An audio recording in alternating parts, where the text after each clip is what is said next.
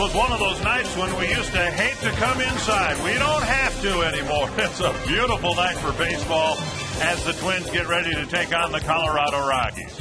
And welcome to Target Field along with Bert Blyleven. I'm Dick Bramer. Twins with a good night last night. Broke a little two-game losing streak and got a lot of production from the bottom of the order. Yeah, good to see for the Minnesota Twins. Last night, 14 hits in a ball game, beating the Colorado Rockies 9-3. And that 7, 8, 9 hitters last night getting half the hits. 7 hits, driving in 3 runs, and scoring 3 runs. So good to see production. Usually we say, well, it's Bauer and Morneau. But last night, that bottom of the lineup, a big reason that this Twins lineup, you look throughout the season, very well balanced. And Michael Kanaya got a couple of big hits for the Twins last night. He's the current Twins right fielder. We're going to go back to 1987. Even before that, one of the best right fielders in Twins history, Tom Bernansky, one of the 50 greatest Twins. We'll pay tribute to him in just a moment.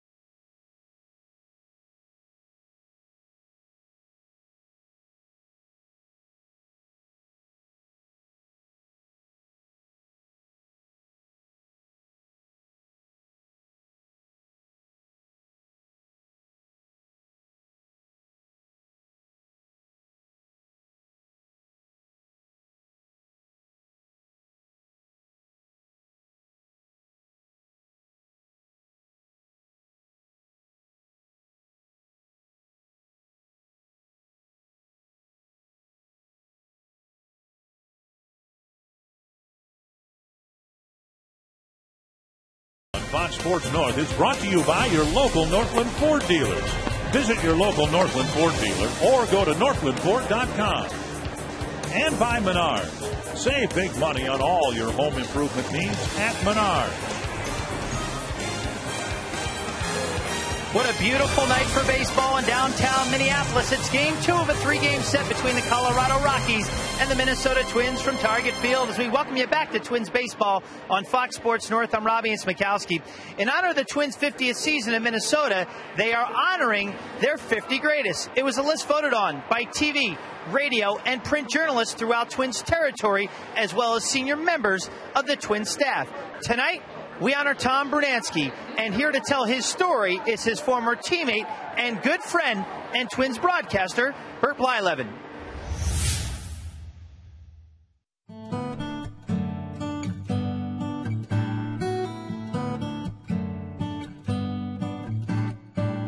He was the California Kid, a former #1 pick of the Angels, who joined the Twins a month into the first season in the Metrodome and made an immediate impact, fitting right into the young nucleus that eventually won Minnesota's first World Championship. With a bushy mustache and a name that was nickname ready for a power hitter, Bruno blasted at least 20 home runs in each of his 6 seasons in Minnesota and led the Twins in home runs 3 times. But Bruno was no one-dimensional player. Surprisingly nimble for a man his size, Bruno ran the bases and covered right field with an aggressive style that made him a fan favorite. And his fundamentally sound game helped form the blueprint for playing the game the Twins' way. Hernansky's finest moment came when the Twins needed it most, as he hit .412 with a pair of home runs as the Twins upset the mighty Detroit Tigers in the 1987 ALCS. 2 weeks later, Bruno and his teammates were world champions, and the California Kid has secured his place in Minnesota history. Patrick Donnelly, FoxSportsNorth.com. Patrick Donnelly, a writer for FoxSportsNorth.com, and there's a look at the 1987 Minnesota Twins World Series Championship banner. When we come back, it's Scott Baker and his first pitch, Twins and Rockies, next on Fox Sports North.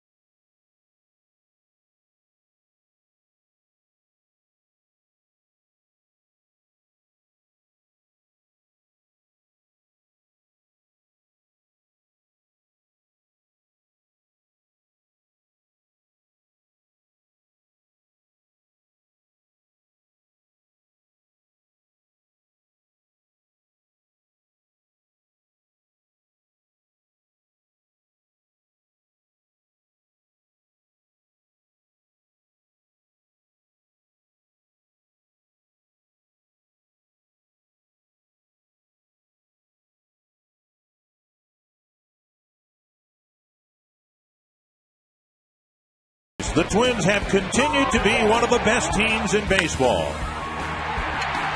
They've done it in traditional Ron Gardenhire fashion. Excellent defense, solid pitching, and a balanced lineup. Last night they continued that style and continued their interleague success. Tonight they look to keep it going. Twins, Rockies, next. And Matt Tolbert and the Twins taking the field, with the Twins hoping to make it 2 in a row over the Rockies. We are playing the 35th regular season game here. We've had some rain. We've had times when it's been cool, cold, where it's been warm. I don't know that we've had a game where it's been perfectly pleasant like it is here tonight. Here's the Menards batting order for the Rockies. Carlos Gonzalez leading things off. Todd Helton putting up Hall of Fame type numbers. He's hitting second. Troy Tulowitzki, Brad Hopp, Melvin Mora, Jason Giambi, Seth Smith, Chris Iannetta, and Clint Barnes. Chief scouting report on Scott Baker making his 14th start of the year. He's had trouble keeping the ball down, and what that means is if he keeps that fastball up in the strike zone, he'll leave some hanging breaking balls, and that's kind of hurt Scott Baker over the last couple starts. He has won 4 of his 5 starts here at Target Field, so hopefully that's a positive going into this ball game. He has never faced the Colorado Rockies. And the Twins out on the field have Delman Young in left, Denard Span in center, Michael Kadire in right, Danny Valencia and Nick Punto on the left side of the infield, Matt Tolbert, Justin Morneau on the right side, Joe Mauer back behind the plate. Just incredible weather. And all those nights when we cringed at the thought of going indoors when we had weather like this, what a blessing it is for everybody in Twins territory to enjoy outdoor weather like this. A perfect day for outdoor baseball. Scott Baker with a good fastball. He'll mix in a curveball, slider, and then that circle changeup. And Gonzalez takes up and away ball 1. And Baker, like a lot of the starters for the Twins, very successful in interleague play. 7-2 with an ERA just over 4 in 11 career starts. And down the middle, a strike, 1-1. Twins start the night with a 2.5 game lead over Detroit. The Rockies start the night 4.5 games behind the Padres in the National League West. Floats up and away, 2-1. Yeah, that was a changeup right there. Baker, who likes to work off of that first base side of the pitching rubber. A lot of times with curveballs, pitchers will work off that third base side, but Baker tries to get that fastball down in that strike zone. Again, that's the key for Baker here tonight. Get that fastball down. Baker's more of a fly ball pitcher. He doesn't get as many ground ball outs as fly ball outs. That's one thing Rick Anderson, the pitching coach, is going to keep an eye on. 2-2 to Gonzalez.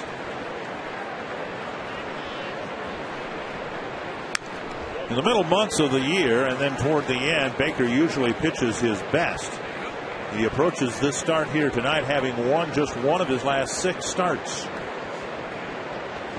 And he comes into this game with a 5-5 mark and a too high for him ERA of just under 5.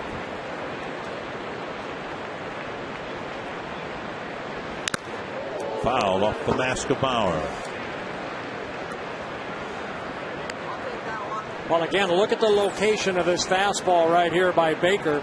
And you can see it's about thigh high. He needs to get that ball down as that ball is ricocheted right off of Joe Mauer's mask. Baker has 48 wins, and 30 of those coming on grass.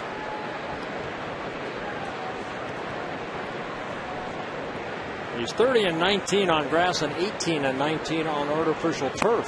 Foul tip. Mauer hangs on, and it's a strikeout to start the night. Well, this is where you want your breaking ball right here, down in the strike zone, just like that. So a good pitch right there by Baker, picking up a strikeout. And tonight's broadcast is on AFN, the American Forces Network, broadcasting to the U.S. Armed Forces, serving in 177 countries and aboard ships at sea. They're watching around the world in Iraq, Germany, Italy, Southwest Asia, South Korea, and Japan. We welcome all of you to our broadcast tonight. We sure do. Men and women, thank you very much for protecting us here in the United States.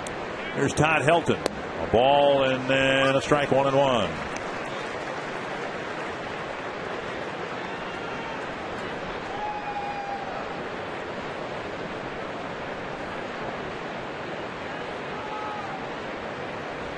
Fouled back.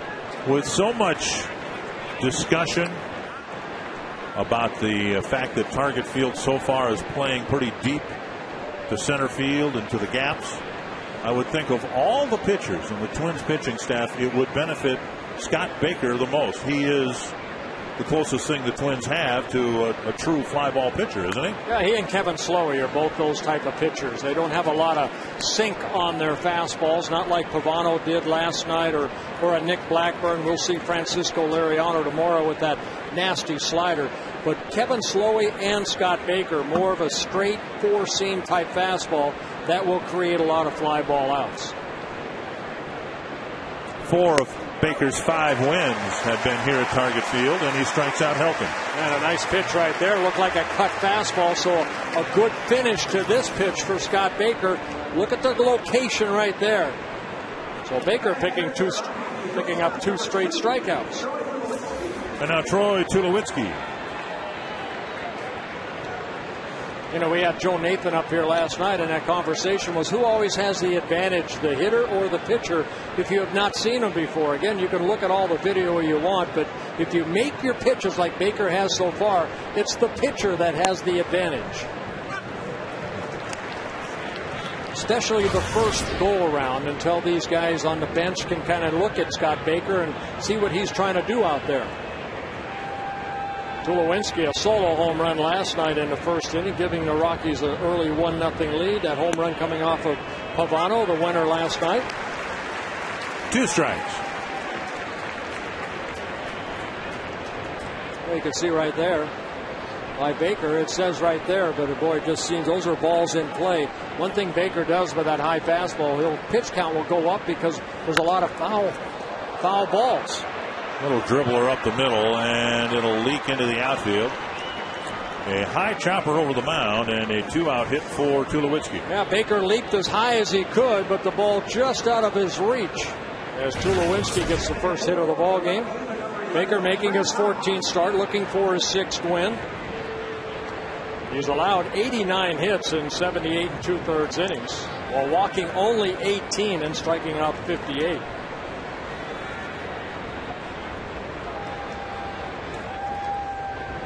In his last start earlier in this homestand, the Twins had a chance to sweep the Royals, but Baker got cuffed around, gave up a couple of home runs, and ended up losing the ball game. The Twins ended up losing that ball game 9-8. Baker did give up 3 runs in the second inning because of the back-to-back home runs, one by Meyer, one by Betterman. Yep. 1 strike. Baker with 16 pitches and 13 strikes.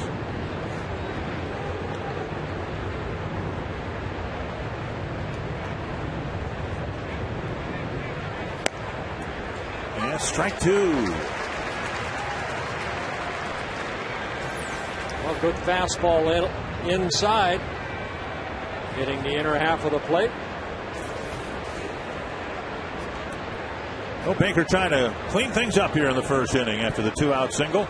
That's where you want to pitch lefties and then kind of get them out with that breaking ball that he struck out Gomez to get the first out of the inning. Fly to center, hit right at Denard Span. Now he's got to come in a few steps to end the inning.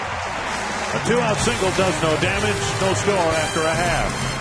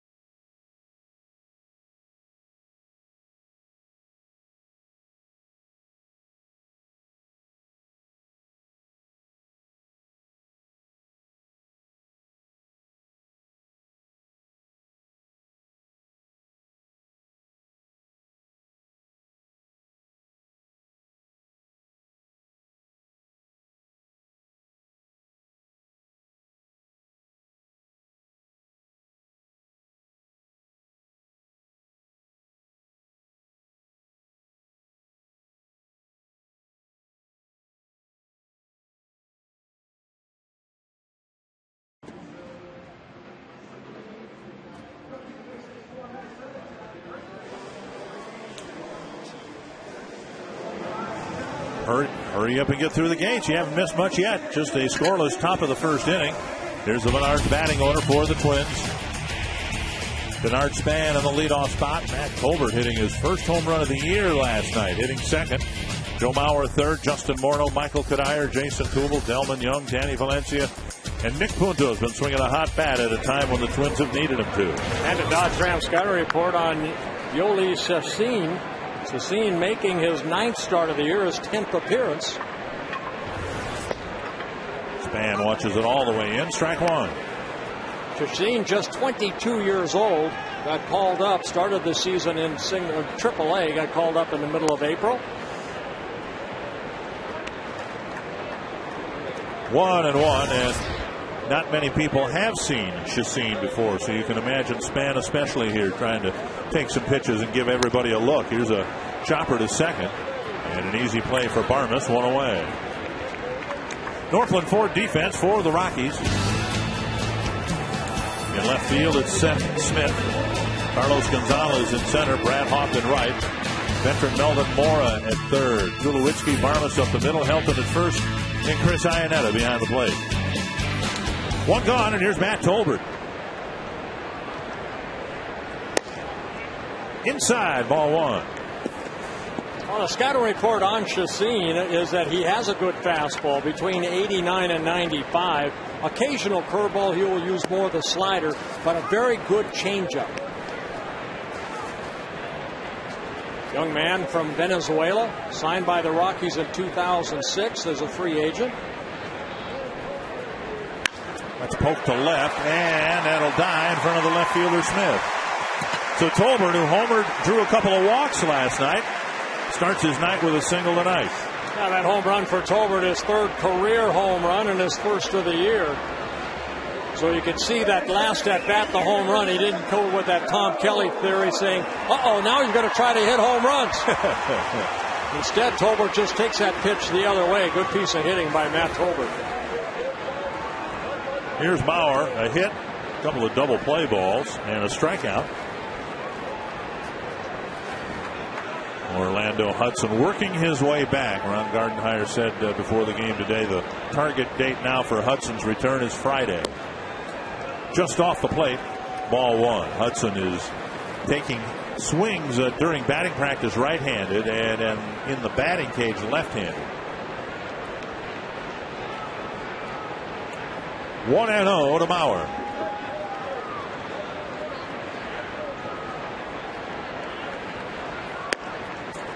And a strike. That might have been that changeup, or was it a breaking pitch?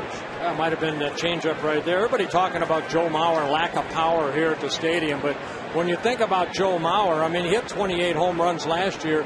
But this guy is just a pure hitter. He's a gap-type hitter. 19 doubles on the year, 1 triple, hitting .316. He's already won 3 batting titles. Liner sliced to left. Smith is there for the catch. Tolbert will retreat. 2 down. Twins baseball brought to you tonight in Sony High Definition. And that'll bring up Justin Morneau. Morneau's average has trickled down, still very strong at .344. Yeah, Justin 0 for his last 12 at-bats. And leading the Twins with 13 home runs and 43 runs driven in. Runner at first. The Rockies don't employ an exaggerated shift for Morneau.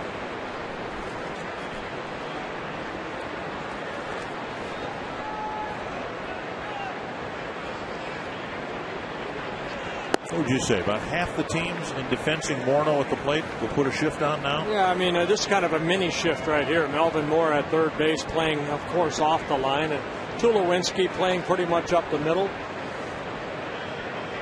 And Barmas, the second baseman, a deep second base. Down and in, 2-0. Center fielder Carlos Gonzalez is in Ramsey County. How far he's playing in center field, respecting Morneau's power.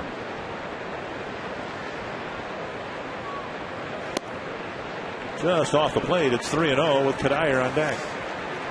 Chacin coming into the ballgame, 21 walks in 49 innings pitched, but he does have 53 strikeouts. He's averaged 9.9 strikeouts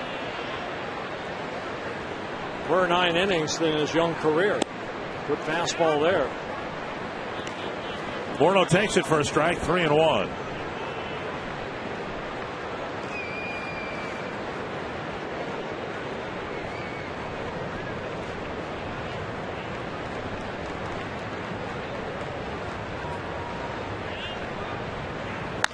Pulled on one hop to Helton. So Morneau got a favorable count, got a 3-1 pitch. He's the final out of the scoreless first inning.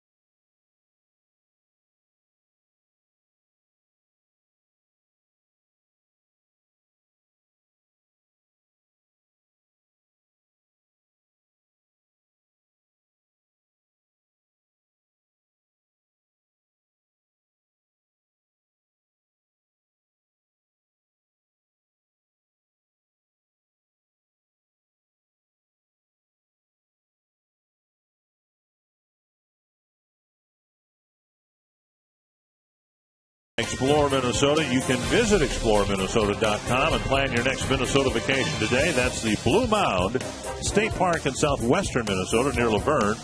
The cliffs of Blue Mound State Park are made of Sioux red quartzite, and they rise 100 feet above the surrounding terrain. No score after one here, and Melvin Mora will lead things off. Yeah, the same Melvin Mora that the Twins saw for 10 seasons with the Baltimore Orioles, now in his first season with the Rockies. Last night it was Ian Stewart playing third. Here tonight it's Melvin Mora. At third base, he's also seen time at second and at first for the Rockies.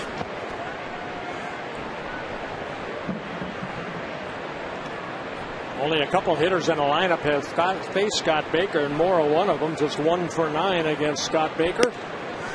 And the guy on deck, Jason Giambi, is 0 for 7 against Baker. 20 pitches, 16 strikes for Scott Baker, and he gets ahead of Mora 0-2. High fastball fouled back.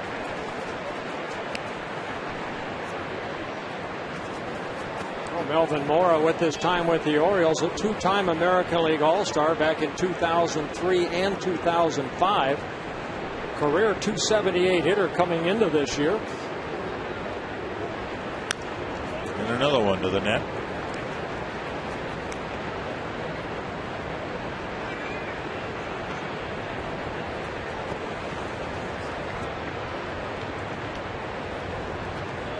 Mora, Giambi, and Smith.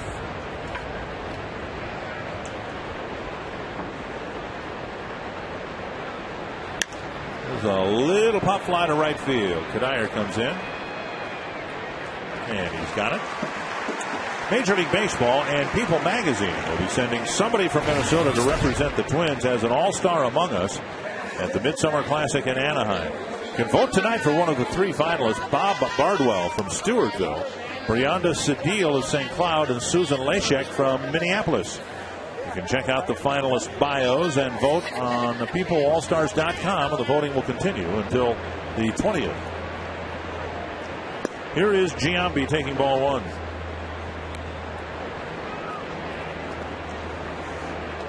Giambi, the designated hitter in last night's ball game, 0 for 4 with a couple strikeouts. Giambi like Mora in his first season with the Rockies.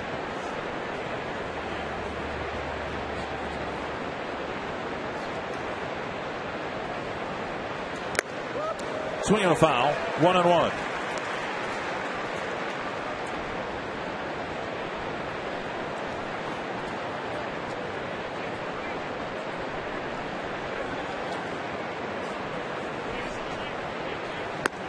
Twins have 37 wins, and 31 of them have come from the starting pitchers.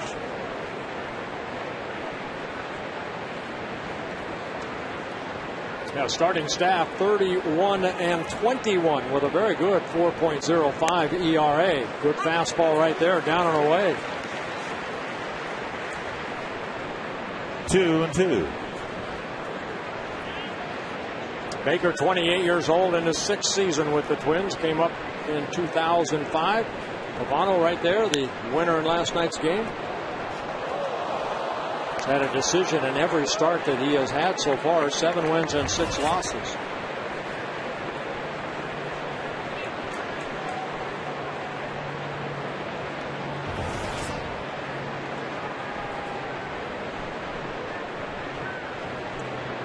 And another 2-2 to Giambi. Missed the inside corner to fill the count. There's a lot can happen between now and the end of the regular season, but right now the Twins rotation has been very solid, and they've got 5 guys who are on a pace to pitch 200 or more innings. Pulled foul. Yeah, when Nick Blackburn went home on that bereavement list, it was Jeff Manship that came in and made 1 start. But these starters have been very steady and so far very healthy. Twins pitching staff second to the Tampa Bay Rays in team ERA. Full count and a strikeout. Baker's got 3 of them so far. Earlier we told you about the People All-Stars. For more on that, let's go to Robbie and Smikowski. Well, Dick and Bert, we had a chance to meet Brianda Sadiel and Susan Lasek, and you see some of the charities that they are involved in. Bob Barbell attended the game on Sunday from Stewartville, Minnesota. He created a youth ranch for the physically disabled, and there's a look at Bob right there enjoying some Twins baseball at Target Field on Sunday. Again, you can vote at www.peopleallstars.com. Voting goes through June 20th. One of those 3 will be sent to the All-Star game in Anaheim next month to represent Minnesota and the Twins. Guys? Well, you know, Robbie and Dick, you look at all 3 of those people did, and all 3 of them should go. They've really helped the community out in so many different ways. Foul back, 1-1. Announcement made today that in 2012 the All-Star game will be in Kansas City as expected. It'll be nice for the Royals franchise to have that to promote, and hopefully they'll have a better ball club, a competitive competitive ball club in a couple of years. 2-1 to Seth Smith. Yeah, Smith, a couple hits in last night's ball game, 2 base hits in his last 2 at-bats, 2 for 4 in the game.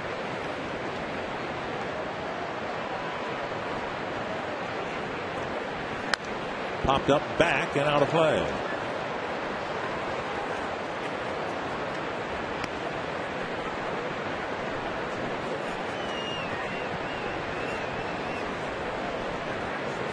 Baker's given up just 1 base runner, a 2-out single. He's given up his usual complement of foul balls.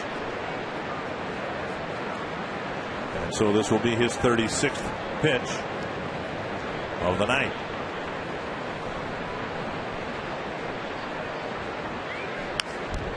Another foul. Again, you see a lot of those pitches that are up in the strike zone. That way the hitters can just kind of make contact and foul them back, and that creates a higher pitch count.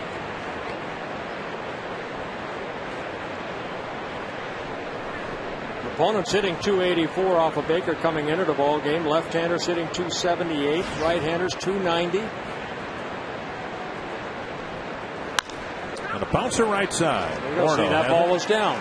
And Baker gets a ground ball out to finish a 1-2-3 second inning.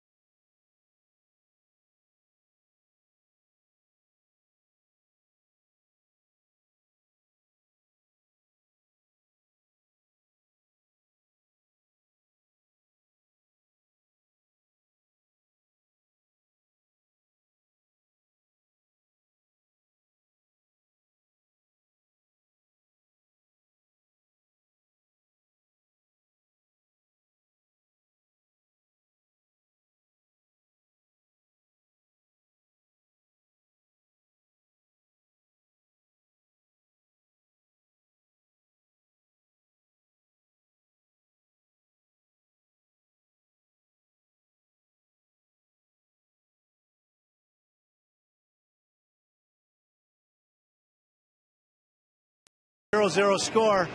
This inning, we're going to take a look at Nick Punto. He has really been swinging the bat very well as of the last 10 days, and this is why. This swing right here where you see Nicky kind of falling off the ball and falling towards first base. As he finishes, he falls off.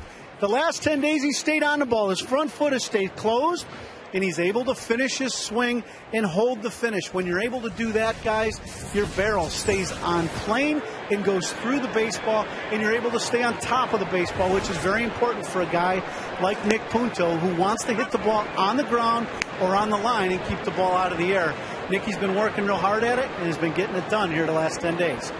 Boy, isn't it amazing? Just little things like that can create, maybe a little bit of a mini slump compared to all of a sudden you're swinging a good bat. Unbelievable. It is pretty amazing. And the one thing about it, to me, is little adjustments all of a sudden keeps your barrel on plane. And now he's hitting line drives all over the field. Just by staying on balance and holding his finish, one count means everything, Bert.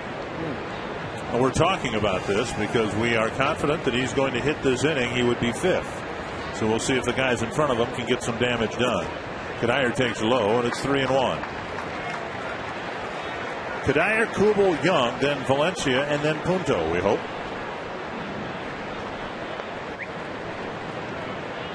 Michael last night reached 3 times, couple of hits, couple of runs scored, and he pulls it foul. Want to pass along happy anniversary to Martha and Ken Staples.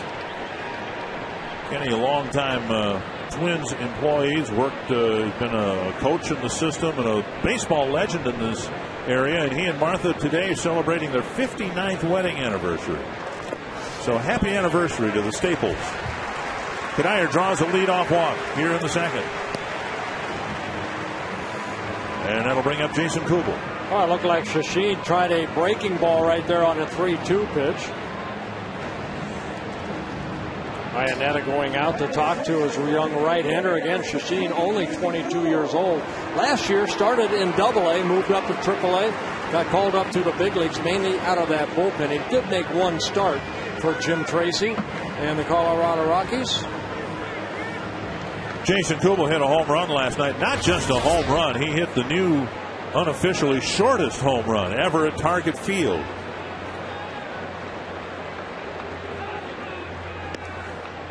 Kubel's home run last night down the right field line measured at 338 feet, shorter than the 2 little chip shots that Michael Kadire hit in the first homestand. And for Kubel, a couple of more runs batted in. As long as they go over that fence, doesn't matter how far they go. Got a curveball down and in, and he just lifted it, lofted it down the line. Yeah, this is from a left-handed pitcher, Franklin Morales. Kubel hit that 2-run home run. 2-0 to Kubel after Shashin has walked Kadire to start the inning. And a strike. And you mentioned yesterday that Kubel during his homestand has tried to literally inch his way a little closer to the plate. Ron Coomer, what's that do for Jason Kubel? What it does, guys, is it gives him a little more plate coverage on the outer third of the plate to actually be able to hook the baseball just a little bit more. You'd be amazed if you get closer by an inch or an inch and a half.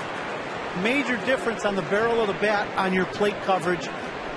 To me, it takes a little bit of adjustment time, though, to know your strike zone, because that inch and a half, is a big difference with the strike zone. But obviously, everybody knows you're going to have to hook the ball unless you hit a line drive back through the box for a base hit.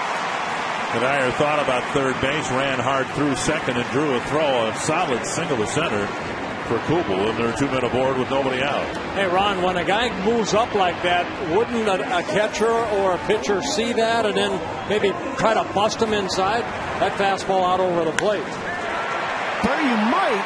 But the thing is if he does it now consistently on every pitch and he's moved just a couple inches and he does it all the time, it's going to be tough for them to notice.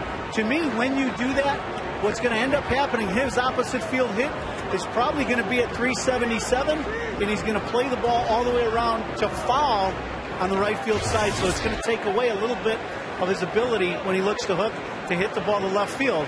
But line drives through the middle are good. Yes, they are. Here's Delman Young, Minnesota's hottest hitter. And he tries to put one in the seats. 1 strike. Young with 3 hits in his first 3 at bats. And he averaged up to 295. I can see a little bit of an uppercut swing, and Chacin just threw that ball past Young right there. Young on an 11-game hitting streak where he's hitting over 400. See the 410.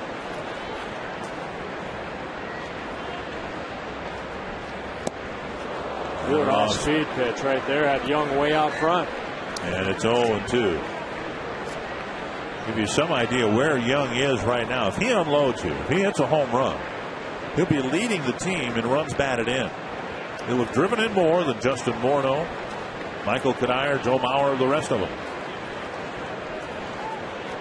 In a tough spot here, though, with the count 0-2.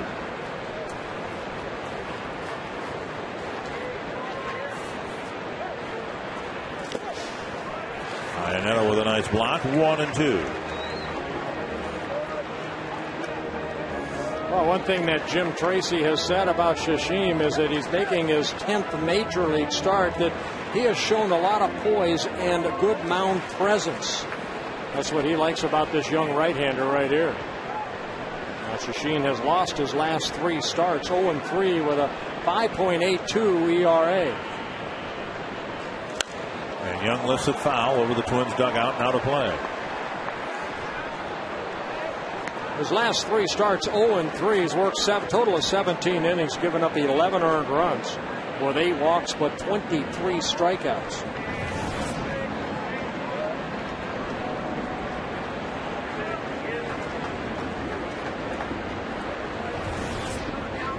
One and 2 to Delmon Young.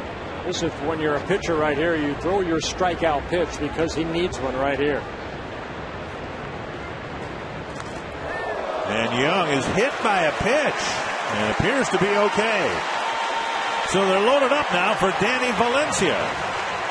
Chacin tried to go in with a good fastball and just left it up and in. Baba Badaka, the pitching coach, on his way out to talk to his right-handed pitcher. They got the hands of Delmon Young. Let's take a listen. That sounded bad, but Young didn't even flinch. So they're loaded up, nobody out, and Valencia to the plate. I think if you watch that flight of the ball, and Ron Coomer can probably attest to that, if that ball hits him and drops straight down, then it got him really good. That kind of caromed off his hand right there because the ball ended up almost on the screen. A glancing blow. Yes. If that ball hit him and went straight down in the hand, he'd still be standing there. Yeah. Maybe. Well, Valencia at the plate, and it seems like every time he comes to the plate lately, there's traffic on the base paths, and you can't have more traffic than what's out there right now. Bases loaded, nobody out. Well, let's get his first RBI right here. Still looking for his first major league run driven in. Good opportunity for Danny Valencia.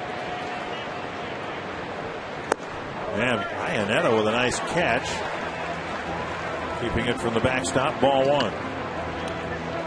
Valencia in last night's game, a walk and a pair of singles. An area that the Twins would like to improve on. You see the good numbers. 10 hits for Valencia, all of them base hits, singles.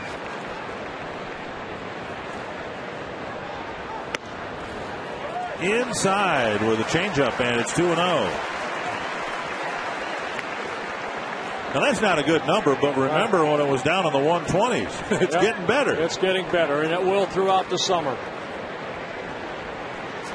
And it's going to get better in this at bat right here. Valencia in an enviable spot, 2-0 with the bases loaded. Swing and a miss. Valencia 8 strikeouts in 31 at bats, and Chacin 50 innings pitched and 53 strikeouts. So he could not strike out Young, even though he got ahead of him. Now he'll hope to get ahead of Valencia.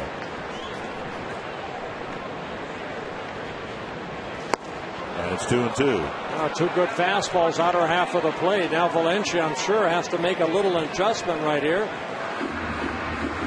Looked like both those pitches he had the old, I want to try to hit a double swing.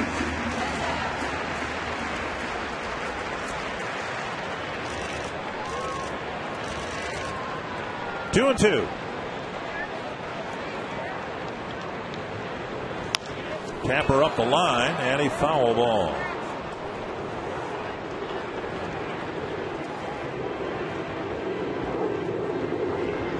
Last 3 fastballs away, and Valencia still trying to pull that ball.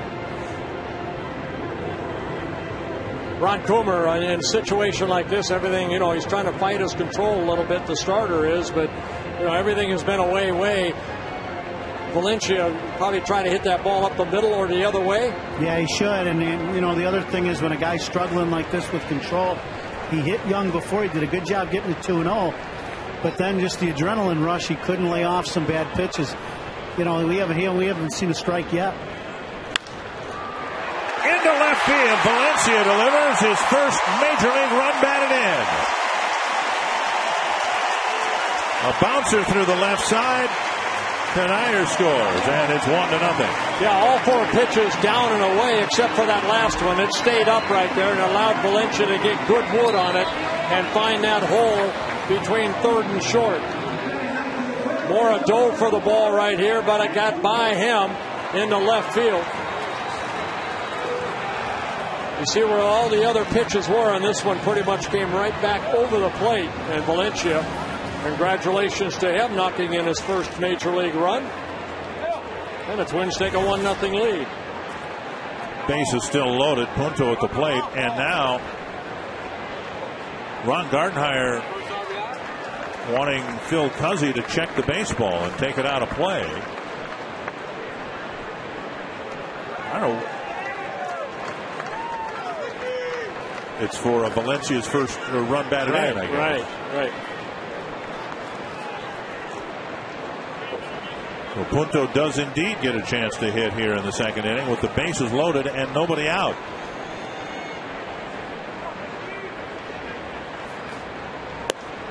And Punto takes a strike.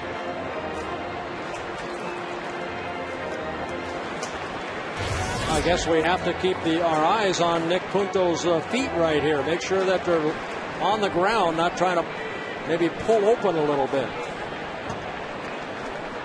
Hit on your toes, not your heels. Outside, and it's 1-1.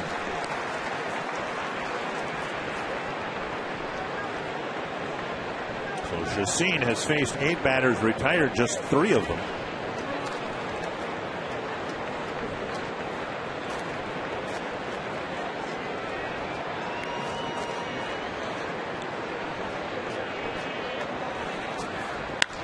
Solidly to center, a base hit. Kubel scores. Young right behind him. He's coming home. Throw to the plate. Young is out at the plate. A perfect throw from Carlos Gonzalez. Well, Nick Punto picks up the RBI, but a great throw by Gonzalez. The way he charged this ball right here, Punto just going down and hitting it sharply, but Gonzalez comes charging in and on the fly hitting Iannetta, and he makes the tag of Delman Young. Well, the Twins take a 2-0 lead, and they lose a runner at home plate in Delman Young. And now Denard Span with runners at first and second and 1 away. For Punto, that's his 16th RBI of the year.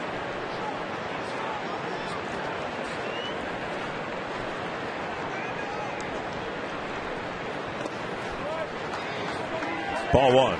Ron Coomer, take a look at Punto's feet. He stays closed with his front side. He stays on the ball. Then he hits and then he runs. Big key for him to be able to finish his swing with his feet still underneath him instead of falling off the ball. When he does that, like we all said, the barrel stays through the hitting zone. You're able to square the ball up. We've seen a lot more line drives and hard ground balls out of Nicky the last 10 days. That's a great pickup right there by Ron Coomer. Nice going. 2-0 to Denard Span.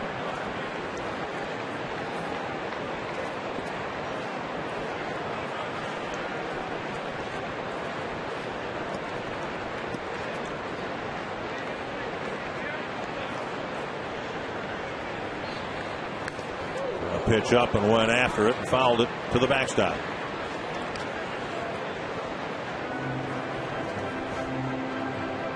Span a couple of hits, each producing a run batted in last night.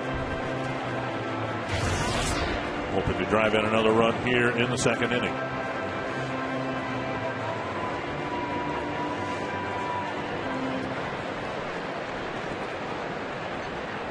Span coming into this ball game hitting .378 here at Target Field.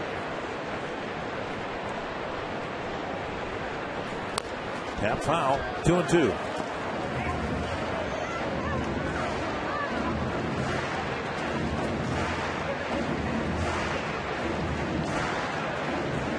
Span on a pace right now to score right around 100 runs.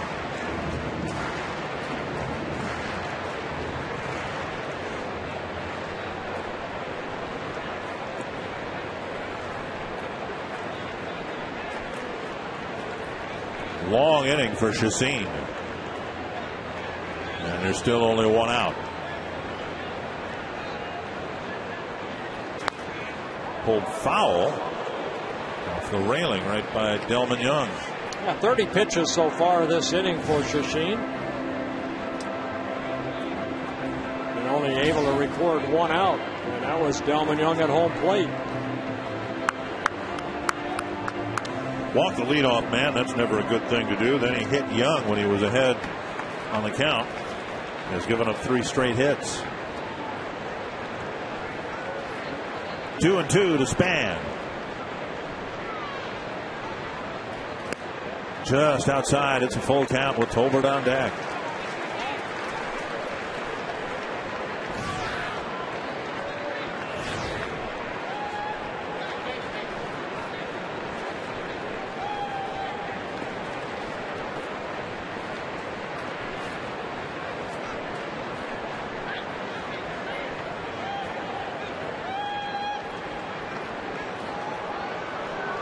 Valencia checked at second with Punto at first. Yeah, not a bad move right there, just to show the opposing team you have that move. Valencia doesn't look like he's going to go anywhere. Nick Punto at first base.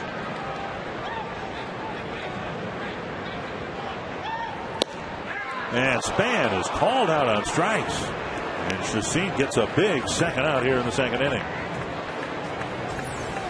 Well, the pitch down in the strike zone, and Bill Cuzzy behind the plate. Span maybe hoping it was ball 4, but he takes strike 3. So 2 down, and here's Tolbert.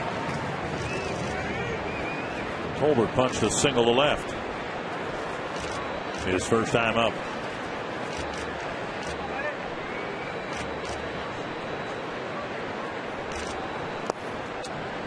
Iannetta with the block, ball 1.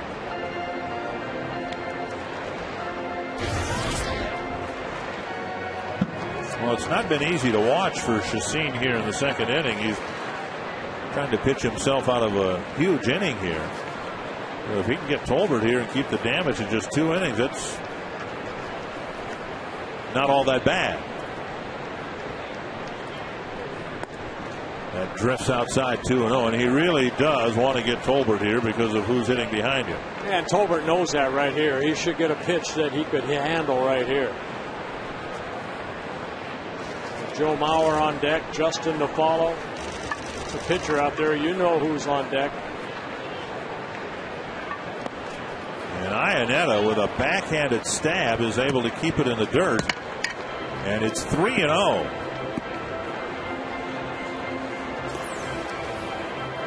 Chacin just trying to overthrow right here. Iannetta, good job of keeping that ball in front of him.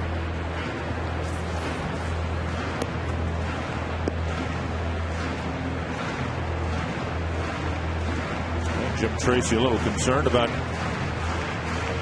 the rough start for his Rocky starter.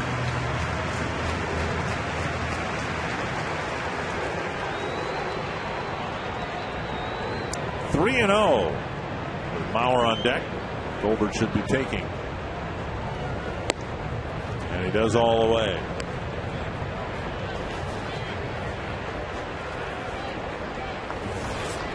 Tolbert drawing a couple of walks. delivering a home run last night, a single his first time up. And strike 2 to fill the count. And not a bad pitch to take right there. Now the runners will be on the move. A little extra base hit by Tolbert might score Punto from first.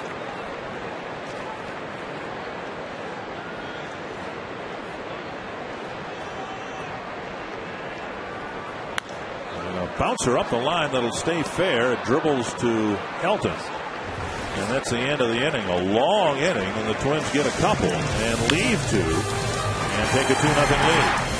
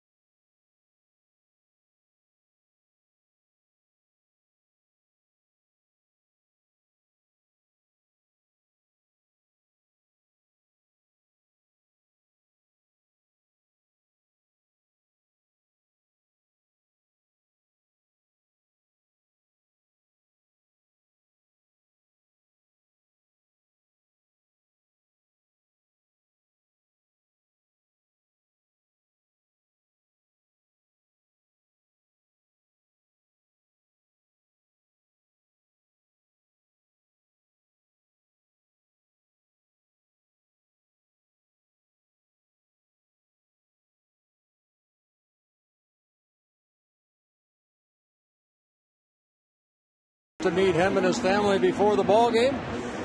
90 years old, 3 children, 5 grandchildren, and 4 great-grandchildren. Happy birthday, Bill. Indeed, and you can get involved in our telecast tonight. Let us know who you think will be the Arby's value player of the game. Text the word value followed by a space and the player's name to short code 234-234. Iannetta fouls the first pitch back, and Nick Punto 33% of the vote so far. Good for Nick Punto. I'll get it. 1 strike to Iannetta. Clint Barmas will hit next, and then Carlos Gonzalez.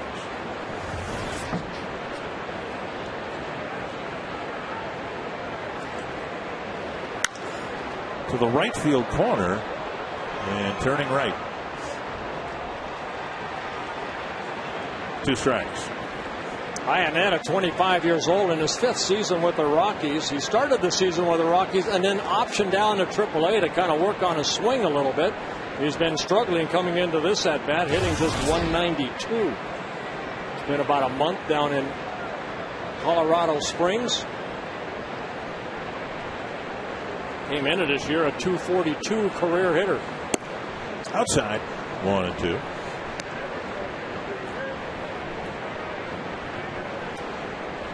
Baker gave up a 2-out chopping base hit in the first inning. Other than that, he's been very good. Swing and a miss, and he has just picked up his 4th strikeout.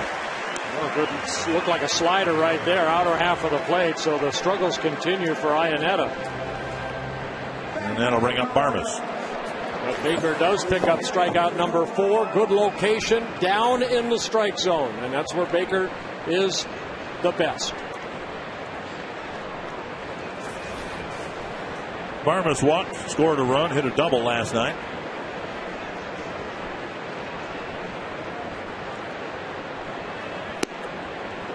Down and away, ball 1. Hey, before we get too far along here tonight, congratulations. Today, the balloting was released. Here's a pop-up foul back into the seats.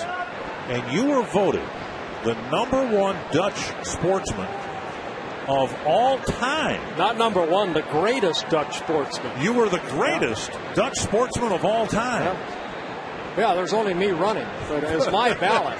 Well, no, there's. Right. I saw the ballot. There's some pretty good names. Yes, there are. Yeah. Actually, when we go to New York, over at the Oyster Bar, which is right by Grand Central Station, the ball in and out of the glove of Valencia, but he's able to get the out of Barmes at first base. I'm going to go down over to the Oyster Bar and get some Dutch herring. You ever had Dutch herring? No. Oh, it's awesome. Very, very good. How is it different? How's it different than any other Dutch herring? herring is raw fish, and then they just a lot of onions. Oh, great. Oh, you're going to do that on Saturday? Yes, I am. Oh, great. So get ready in the booth. Oh, no. Why couldn't they have given it to Johnny Vandermeer or somebody like that? Jim Cott was in the running. Johnny Vandermeer, I would imagine, he was in the running, yeah. Here's a drive to right field. It's hit pretty well. Kadire will play the carom. And Kadire's reputation extends into the National League, doesn't it? Gonzalez, watching Kadire play a perfect carom, holds up with a hard single. I'm sure as a base runner, what you do is you round that bag and then you watch where this ball is going to come off the wall. Not a bad pitch. Gonzalez hitting it sharply, but Kadire plays it perfectly off that padded part of that right field wall, and then Gonzalez scoots back to first. Well, who else is on the ballot? Other sports? Do you have some of the other names from football? They're all Dutch. I can't. Well, Kiki Vandeweghe, right? Basketball player. Bas Rutten. I'm not sure who a lot of these guys were, to be honest. Kurt Schilling was on it, like I mentioned. It was very, very nice honor. Well, I know this. If I'll get all the herring, I guess I can eat. I know this, that if you accept this honor in New York, your acceptance speech will be shorter than Kurt Schilling's would have been.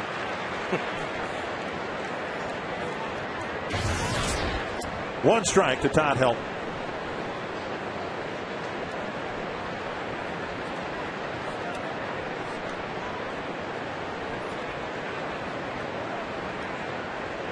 I was told that Bosch is a mixed martial artist. Ooh, swinging a foul with Mauer coming out of the crouch. Well, I better know who he is. This is a dangerous play for catchers, I would suspect, because they are left pretty exposed. Yeah, you see Joe Mauer seeing the runner take off and Helton hitting the ball right back at him, so Gonzalez will have to go back to first. 2 strikes to Helton.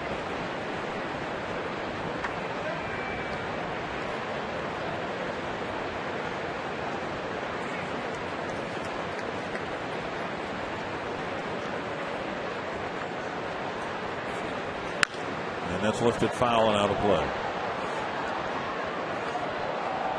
Helton's been with the Rockies a long time, since 1997. He's 36 years old. Signed by the Rockies, their #1 pick back in 1995 out of the University of Tennessee. His father was in the Twins organization, a catcher. Back in the late 60s, early 70s. 2 strikes and a throw to first. Well, when Atlanta was in here, we were talking about Chipper Jones and how the numbers Jones had accumulated in the back end of his career were probably Hall of Fame worthy. What do you think about Helton? I think they are. Almost what is he at? Almost 2,300 hits, 2,200 hits, 327 home runs. A career .328 hitter coming into this year. Up and away, and it's 1-2. I think if he's able to play, a couple, two or three more years and end with maybe 2,600 hits, I think then, you're looking, there's his career numbers right there. 2,134 hits coming into this year. 1-2 to Helton. And Helton with 50 hits so far this year. I hope it happens for Helton. I've enjoyed watching him play, and he's been a great hitter. But you look at the hit totals, and he still's got a couple of hundred hits to go before he gets to Tony Oliva's record. That's why I say if he plays, another 2 or 3 years and ends up at 2,700 hits. 1-2 to Helton. Close play, and had Morneau held on to the ball, they might have picked him off, but the reason Morneau didn't hang on to it, Gonzalez might have been hit by the throw. Well, take a look at the quick throw right there. It looked like Gonzalez was leading. It looked like it hit the back of his helmet and deflecting away.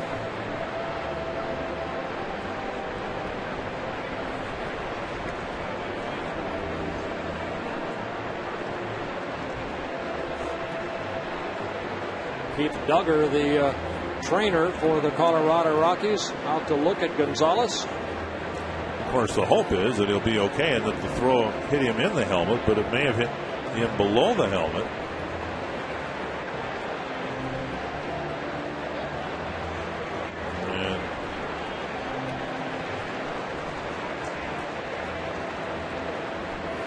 And you mentioned it last night, Dick, that Carlos Gonzalez, a very highly talented young man. Rockies are so high on him. They think he's going to be a middle of the order guy very soon for them. Let's see if we can find out where the throw hit Gonzalez. Watch the glove of Justin. Does he get glove on it? Well, might have hit him in the neck, the way that kind of tear him off of Justin's glove. And you get a nice applause right there. I remember when I first watched Twins baseball in the early mid-60s, and I don't know when they switched over, but you had to have the batting helmet on, but then you took the helmet off when you got to the bases. I used to love Harmon Killebrew when he had that hard hat on without the flaps.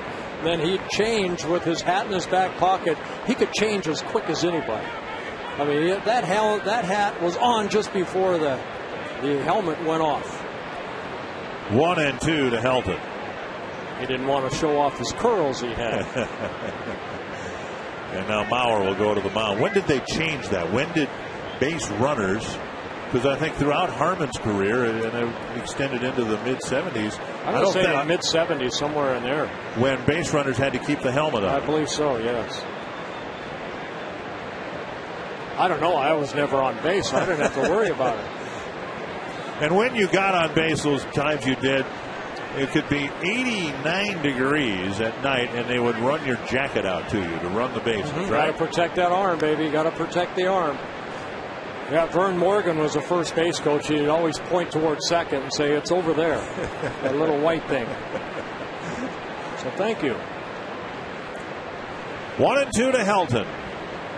And a strikeout to end the inning. Baker picks up a couple more in the third. Rockies get a base hit, leave the runner aboard. It's still 2-0.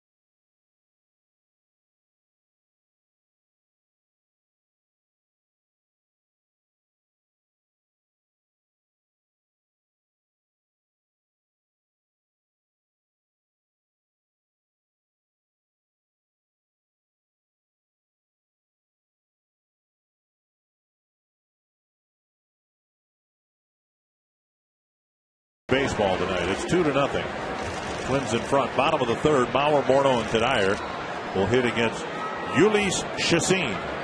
Yeah, Chassin, a lot of pitches in that second inning. 38 pitches. Up and away, ball one.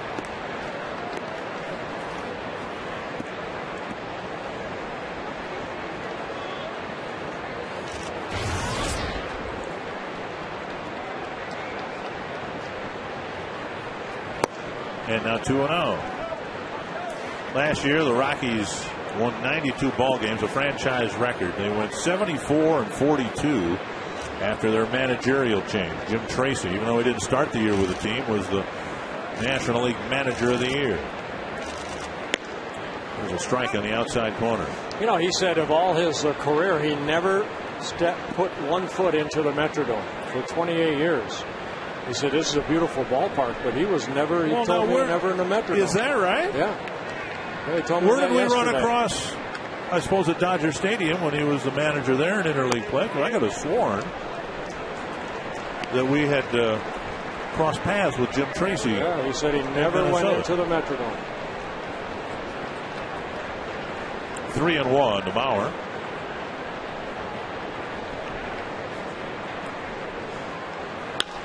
And a roller to short. Tulowitzki has it. Over to Helton, one away. Tonight's Farmers Insurance true story. It was on this date, 1969. Rod Carew stole home for the 7th time that season, tying Pete Reeser's record for steals of home in a season. It's all part of Billy Martin's Billy Ball style that led the Twins to a division title that year. And obviously, opponents tightened things up in the second half. Left-handers pitch from the stretch. They really took advantage of some inattentive pitching with Carew at third, and Billy Martin, Rod Carew would tell you, very instrumental in his Hall of Fame career. One strike to Morneau, and now a ball. And you missed Mr. Martin by 1 year. Yes, I did 2 times. In '69, when he managed the Minnesota Twins, I came up in 1970, and then when I got traded to Texas, he was a manager in '75 with the Rangers. Bases empty, and the Rockies did put the exaggerated shift on, and Morneau drove a liner through it. Oh, first hit for Justin in 14 at bats. A good solid hit right there. Marmus, the second baseman, has to go to his right, but the ball hit sharply by him into right field. So the Twins get their 5th hit of the ball game. Tadire to the plate. He walked leading off the second and scored the first run of the game.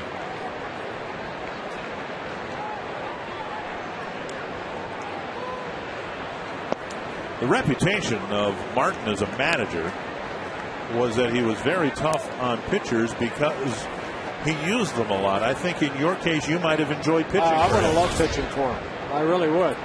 I wish I had pitched for him in those Oakland days when they had they get 4 starters that went every third day, whether you needed it or not. Bouncer to third, and the Rockies turning around the horn at double play. And you went 9 innings in the third. 9, I said.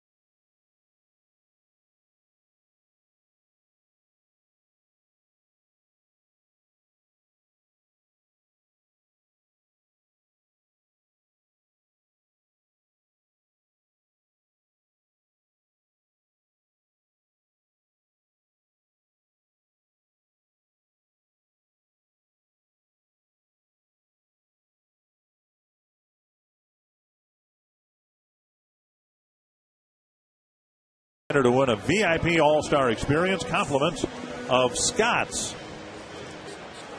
Grand Casino story of the game. Danny Valencia finally got that elusive first Major League RBI. And that produced the first run in the 2-run second inning. Scott Baker, 3 shutout innings so far with 50 pitches thrown. Punto adding an RBI single.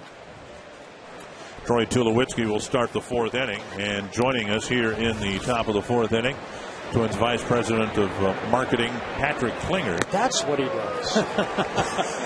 That's his official title. And now I know. We're to talk about let you do the second phase of the tradition wall. Now, people who come to Target Field, we instruct them, and I know you would encourage fans to spend some time out on the plaza before and after the ball game. There's a foul over the Twins dugout, and one of the many features out there, the tradition wall, but there's been so much demand, I guess you guys are going to have another tradition wall. Yeah, that's exactly right, Dick. We introduced the Twins tradition wall last year as an opportunity for fans to put their inscription on the wall and have a presence here at Target Field, and it was so incredibly popular. We sold out very, very quickly. There's great demand for additional inscriptions, so we're introducing phase 2. Now, it says right here, currently there are 2,400 fan names etched in the glass panels.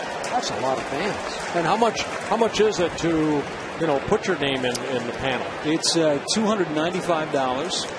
And the good news is that all of the proceeds, all the net proceeds from inscriptions on the Twins tradition wall go to the Minnesota Ballpark Authority to help enhance and maintain Target Plaza, which is a really special, beautiful place. Fans who've had an opportunity to come out to this great ballpark have probably come through Target Plaza, and it's filled with wonderful public art. There's wonderful wind veil out on the parking ramp, the Gold Glove that honors all of the Gold Glove winners the Twins have had over the years. The topiary is just a really lovely place to spend some time before a game. I just saw Scott Baker strike out his 6th batter of the ball game. Tulowitzki, who got a base hit in the first inning, swings at a breaking ball right there. Now this plaza right here, Patrick, it says that every player that wore a Twins uniform since 1961 is displayed on that. How many have players? Do you know? That's a very good question. I don't know. Yeah. A lot. It took a little research for us to come up with all of those, but it means I have to open up my media guide and count them. But it's a really terrific piece. This phase will be a little bit different in that we're adding 4 panels, but on one we'll have an extra panel on one side that will have the lyrics to the iconic baseball song "Take Me Out to the Ball Game." We'll have another side panel with the lyrics to a great Twins tradition. We're going to win, Twins. 1 strike, and now a foul ball, 2 strikes to Brad Hawk. Now, through the first phase, I would imagine you don't have any way of predicting what the percentages are going to be in the second phase. In the first phase, what percentage of the inscriptions were purchased by individuals or families? Can corporations put their company name out there if they so choose? Another strikeout for Baker. My goodness, number 7 for Baker. Keep talking, Patrick. He's hot. We probably saw more families. There were a few companies on there as well. We ask that fans only put names. Names of a company are fine, but we ask that it only be names. A lot of inscriptions are in memory of a great Twins fan who has passed away.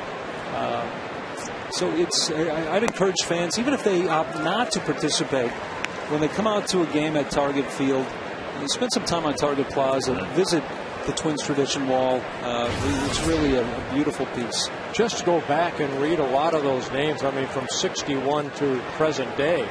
Unbelievable. I mean, you go out there and as a former player, you reminisce about, I remember him. I know that in Texas they do the same thing with bricks, and as we walk through the ballpark, you see each year and they'll put your record and how you did. Some of them I covered up, but no, they're a lot of fun. It's great to reminisce like that. And that's part of what makes this piece so unique is that it's not a brick program, which is very common with teams. All right, you can come back. Let's stay another inning. When Baker comes back out, you're coming back again. He struck out the side. Perfect. 8 strikeouts through 4 shutout innings for Scott Baker. Here is the current tradition wall. You can be part of phase 2 on Target Plaza. Thank you.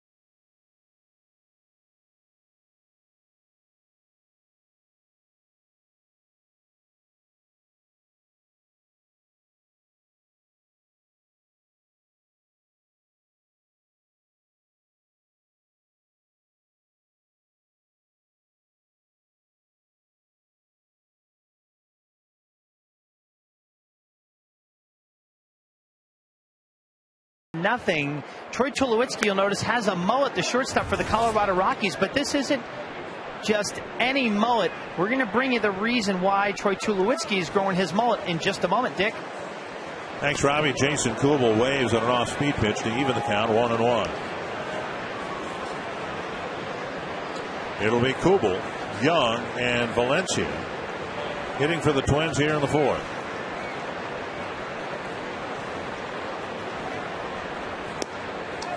Down and away. Chacin's really struggled here. He gave up a 1-out single in the first. Mauer lined out. Morneau bounced out on a 3-1 pitch to end the first.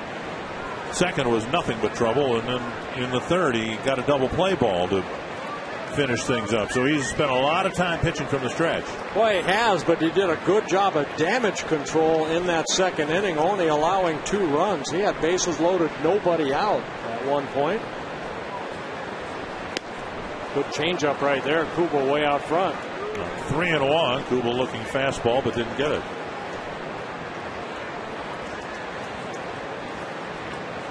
Got Baker with 4 shutout innings and a 2-0 lead. Kubel trying to add to the lead, and he'll take ball 4. That's the second time I've seen on a 3-ball count, 3-2, he's tried a breaking ball and he's walked another batter. His second of the ball game.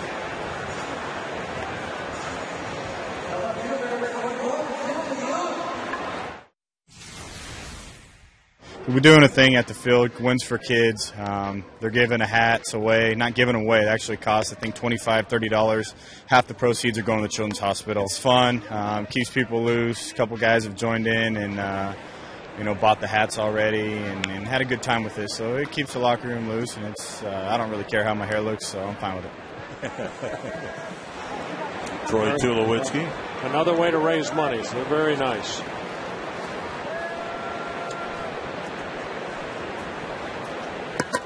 Delman Young hit by a pitch to fill the bases with nobody out in the second. The Twins got a couple of runs out of that when Valencia and Punto followed with singles. For more on the Troy Tulowitzki cap promotion, let's go to Robbie. Well, he's got the mullet, and what's the funny coincidence about this is the mullets are popular here in Minneapolis with Jared Allen having his mullet. They grew up 10 minutes from one another, Troy Tulowitzki and Jared Allen did. So a little bit of fun for Tulowitzki, and he did say he's not afraid to grow this mullet the rest of the season if he has to. A little pop-up short right field. That's the second baseman, Barmes, with the catch, 1 away. That'll bring up Valencia.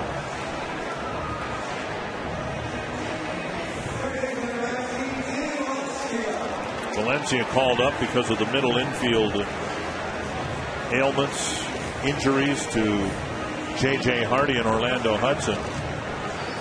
And again, the target date for Hudson is Friday against the Phillies in Philadelphia. Ron Gardenhire said earlier in the week he would like to cut back to 11 pitchers and have an extra bench player. But I asked him before the game today, and he said it's not likely that the Twins will do that. So a lot of relievers probably breathing a sigh of relief right now. Looks like the Twins will go into the National League phase of interleague play with 12 pitchers. And that might mean some pitchers might have to pinch run.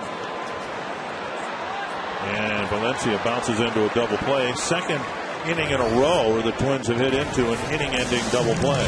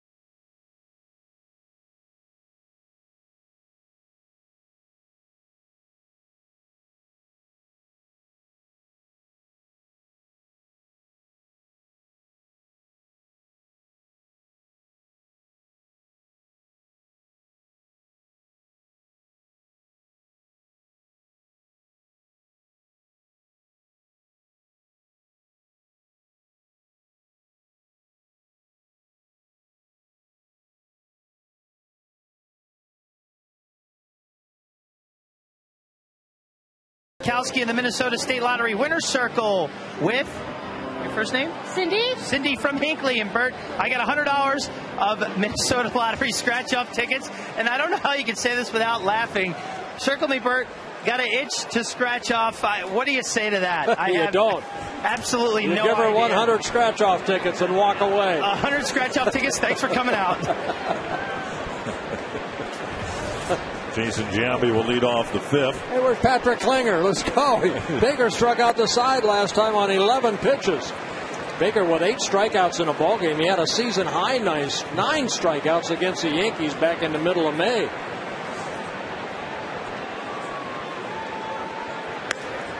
And outside, 1-1.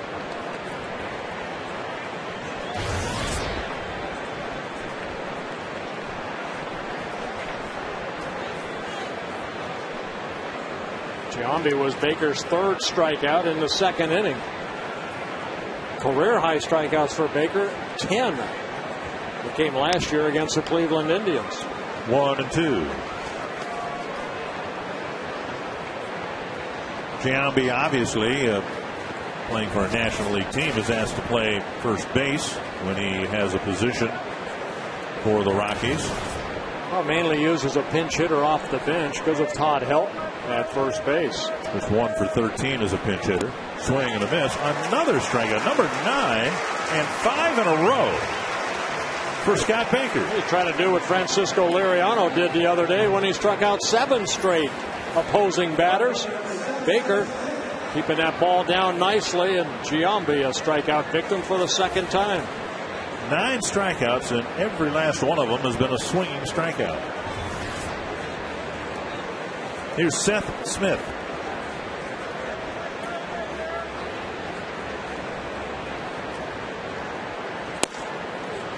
Been a lot of hand wringing over the last couple of weeks when the Twins have been banged up a little bit. And they dropped a series at home to a good Atlanta team, ran into some very good pitching in that series.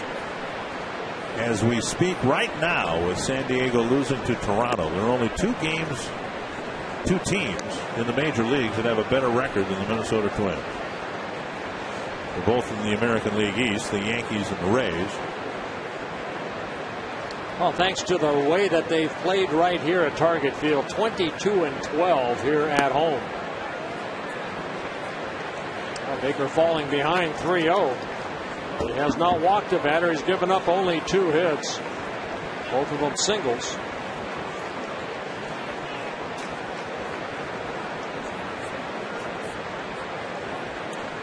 Three and 0 to Smith. And there's a strike. Looks like the Tigers are going to win. The White Sox are going to win. It's Detroit 8-3 in the ninth over Washington. Chicago 7-2 over Pittsburgh in the ninth.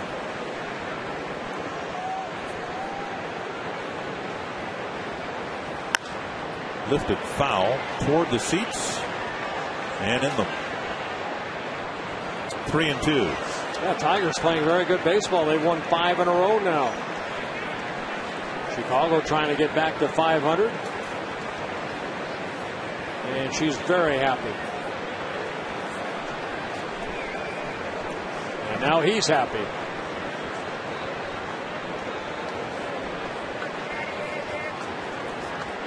Three and 2 to Seth Smith.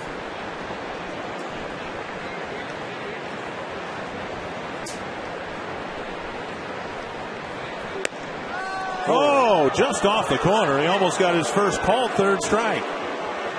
And Smith takes the first walk issued by Baker. Again, Phil Cuzzy behind the plate. Let's take a look at this fastball right here. And just a bit outside. You saw Joe Mauer kind of bring the glove back over just a little bit. Box Tracks brought to you by the Minnesota Department of Public Safety. Buckle up and get home safely. So that gets Iannetta to the plate. He struck out leading off the third inning.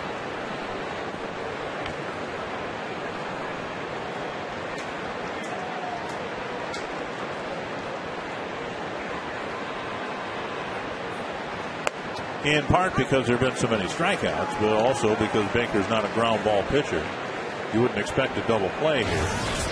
Baker's gotten just 1 ground ball out so far.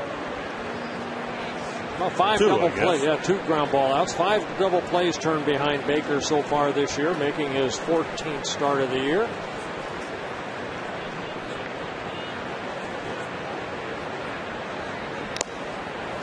And he gets ahead of Iannetta 0-2.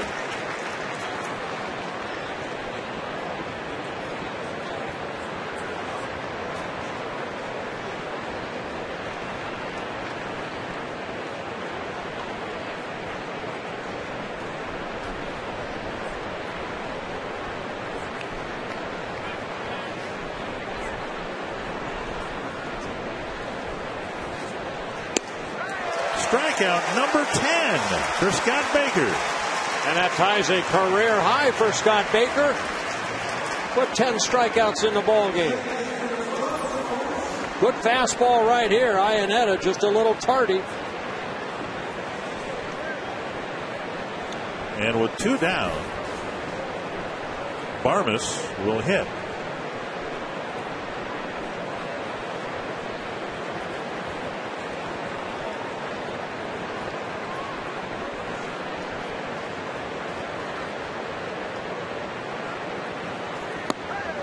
Boy, he's got everything working here through the 5th inning. You know what? And a lot of the pitches, again, you're right in the open in the pregame we're talking about. I was talking about Baker pitching up, and he's doing a great job of pitching down in the zone. That breaking ball, very, very nasty tonight. That was the first pitch that Barmes swung through.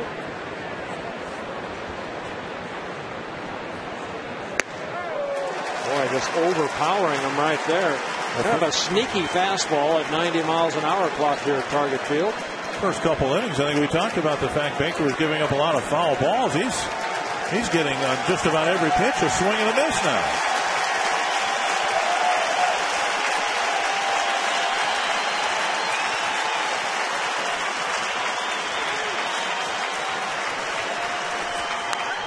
Foul back, heading back just short of us. Ron Comer, field level, what are you seeing about Scott Baker? stick. Definitely some good riding fastballs like the ball Giambi fouled off. Good tilt on all his pitches, and his breaking ball really sharp look tonight. Boy, this is great, too, because the fans are really getting into this. A high fly to left. It's hit well. Delman Young has room. So Barnes puts it in play. It's the third out. 5 shutout innings for Scott Baker.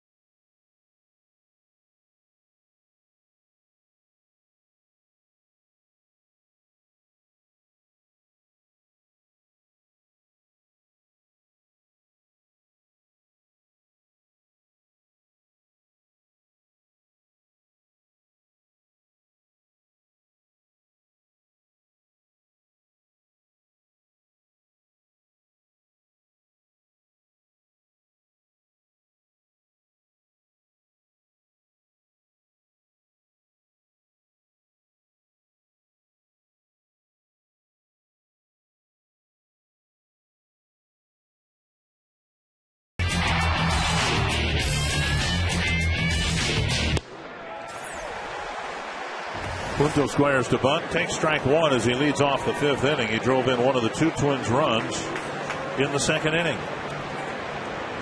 And Chacin has gotten a couple of double play balls in each of the last 2 innings. 1-1. Yeah, Chacin with 1 strikeout, a couple fly ball outs, but 6 ground ball outs so far. 75 pitches in the ball game. Fouled away. 1-2.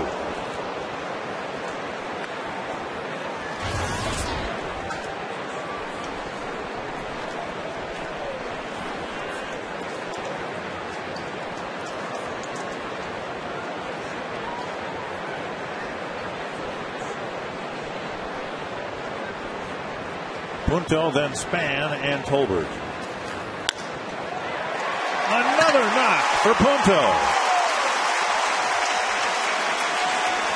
And they've both been solid singles here tonight. You can ask a question or offer up a comment online at carsoup.com/baseball. Justin Helker of Maple Grove wondering how Jock Jones is doing in AAA. And he's doing quite well, actually. Had a hamstring injury early on in the season, but he's come on very strongly. Yeah, 38 ball games. He's hitting .325 with a home run, and he's driven in 14 runs. And if he were a middle infielder, he would be here, I suspect, with numbers like that. But he's an outfielder, and the Twins still are having a tough time finding everybody playing time. Kubal's been in there. Delman Young's been in there. Kadair and Span. But all of that has come at the expense of Jim Thome, who we've not seen much of.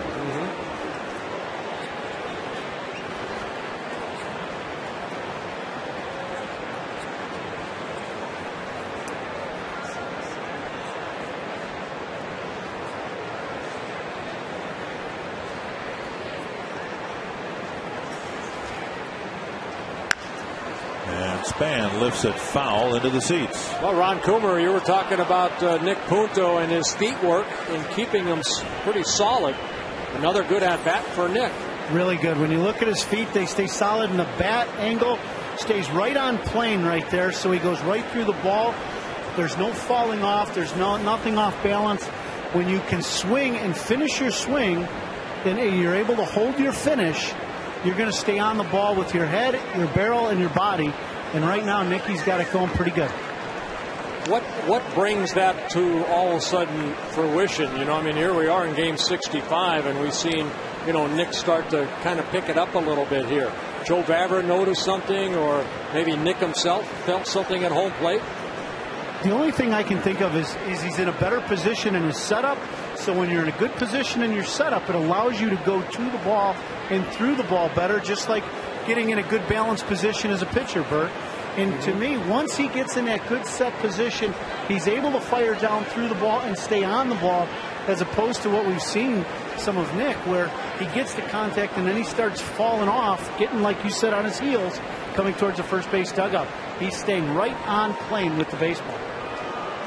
Twins playing with a 2-0 lead, and they've done very little running here in the month of June.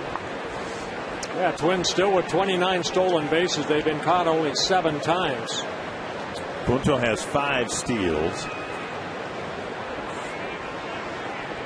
Span takes ball 2.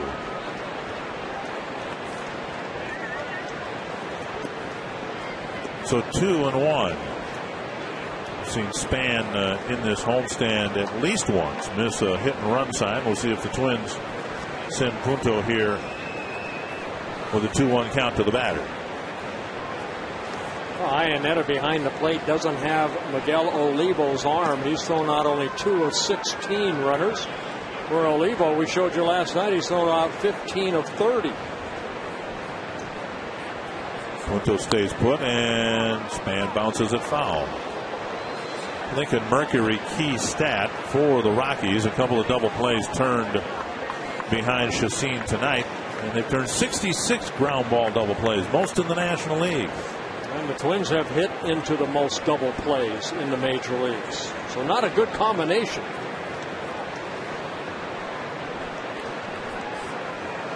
There are the numbers for Iannetta.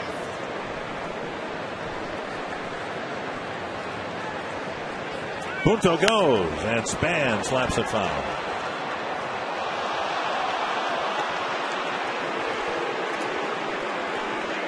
So the Twins didn't take off on the 2-1 pitch, but took off instead on the 2-2 pitch.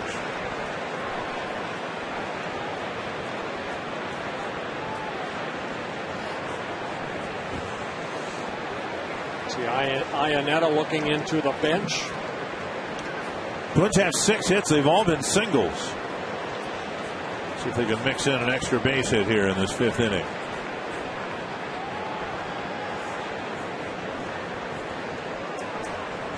And Span asks for time. And Chacin just held it and held it and held it.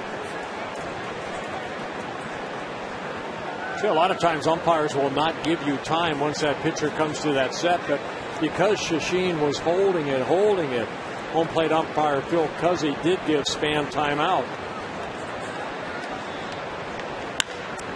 And Span with a sharp single to center. He has his first hit. The Twins have their 7th single. First and second, nobody out, and Matt Tolbert will be up next to hit or bunt. AT&T trivia. Well, we got last night right because of page 350 in the media guide for the 64 games. This is their 65th trivia question, something like that. Who's the only player with back-to-back 100-plus extra base hit seasons? Wow.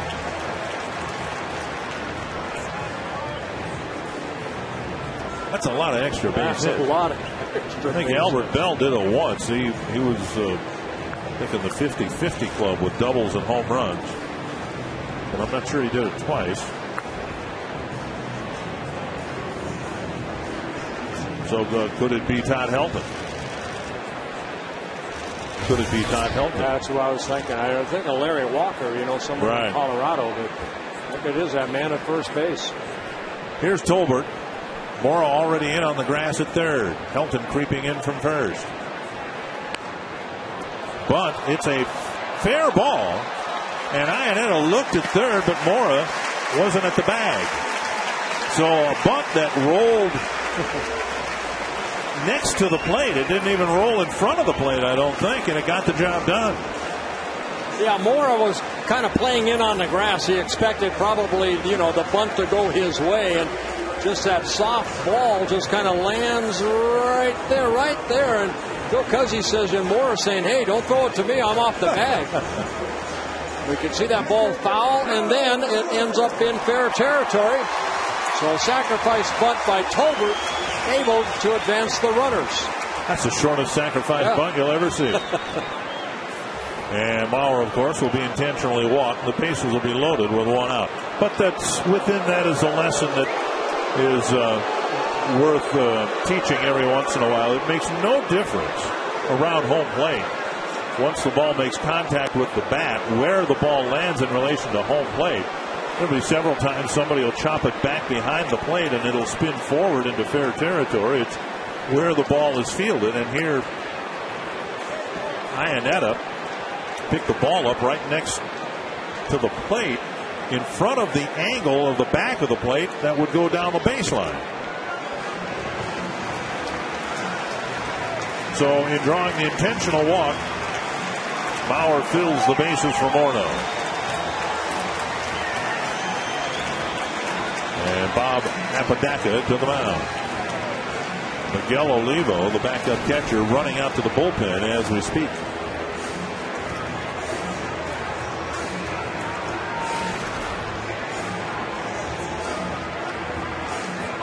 Well, former Twin Juan Rincon just activated today or recalled from AAA, starting to loosen up. And his second stint with the Rockies this season.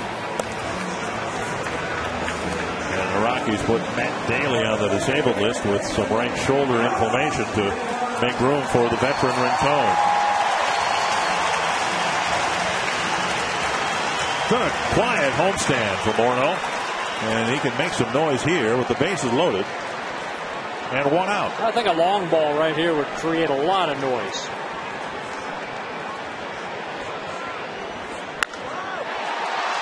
One hop smash to Barmas, and it's another double play.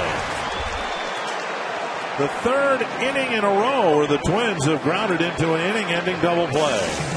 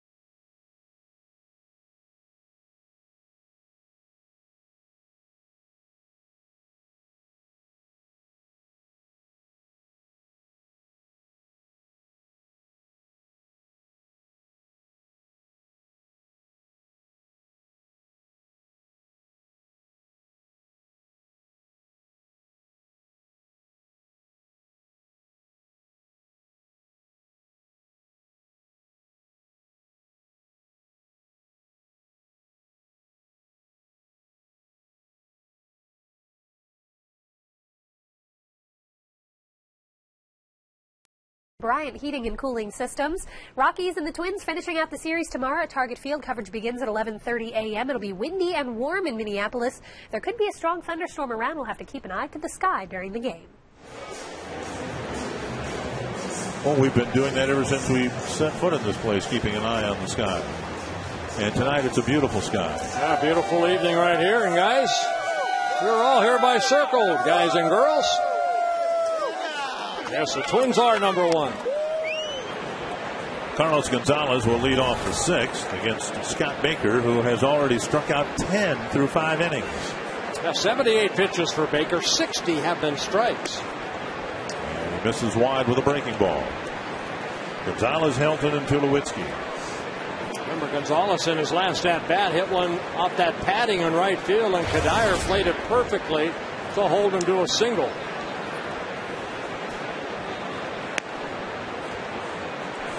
Just off the plate with a fastball, and it's 2-0.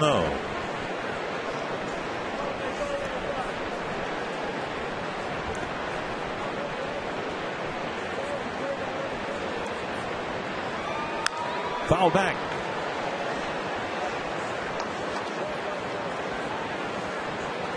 Baker just 81 pitches.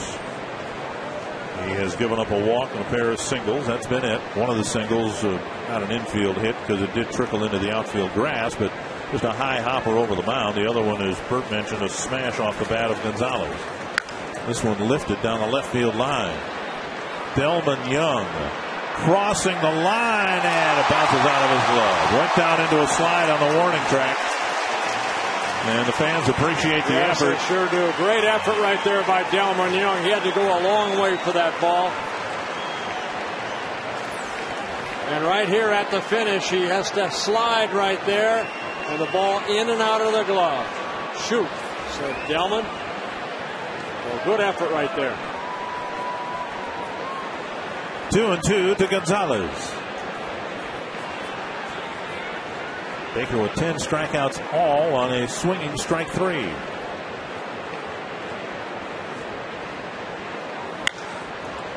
It's deeper to the left field corner, and Young will chase this one, but no play here as the ball lands back near the limestone. Yeah, Baker struck out Gonzalez for the first out of the ball game on that slider down and in. But Gonzalez swung over the top. And the ball somehow ended up in the corner, so Young has to trot after it. It's like a golf hole right there. Put it in.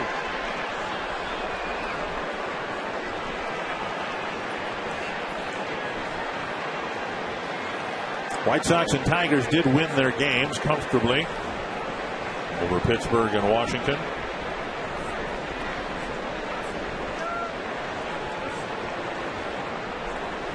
Two and two.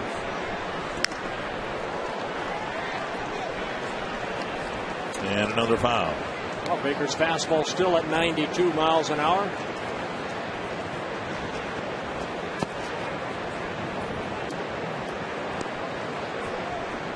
Baker making his 14th start of the year, looking for win number 6 on the year. His 12th interleague start. Baker will try again on 2-2. Another foul.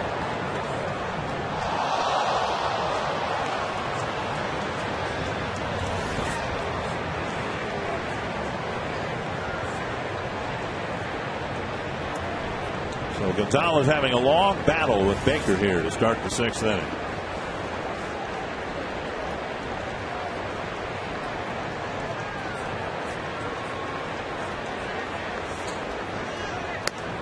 And now a full count.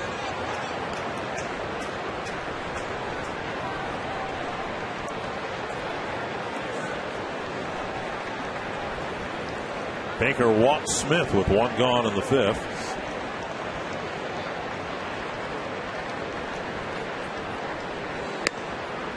A called third strike.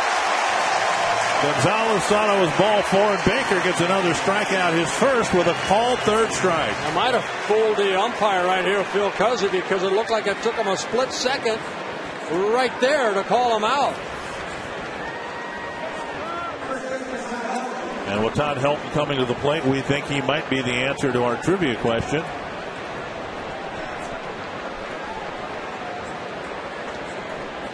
Helton has gone down swinging twice against Baker. And Baker misses outside, ball 1.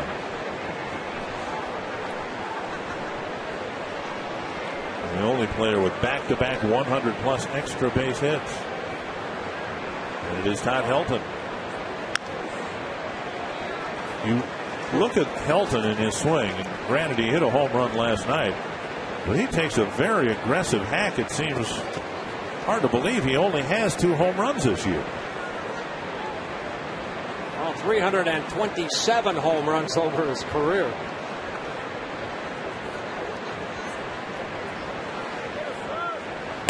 Swing and a miss. You know, we were talking about Helton's career, and he'll have hopefully some more productive years ahead of him. But right now, he has fewer hits than Tony Oliva. He has more home runs than Tony Oliva. He's got a batting championship, but Tony had 3.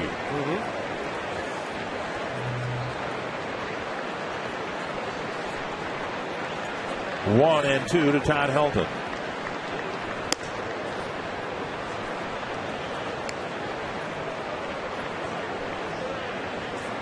Two and 2.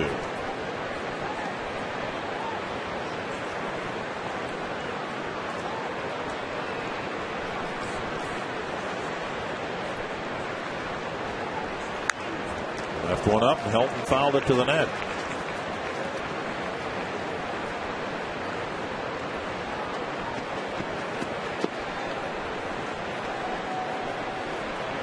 Well, Baker with a career high 11 strikeouts, that tying a season high for most strikeouts by a Twins batter. We saw Liriano strike out 11 here the other day. And he'll be on the mound again in the afternoon, tomorrow afternoon.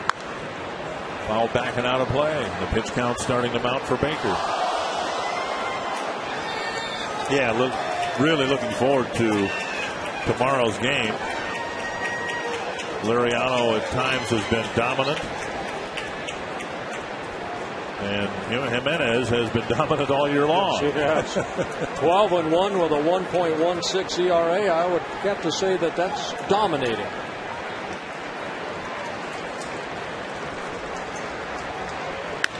Driven to right, but Kadire is there. Helton stings the ball for out number 2.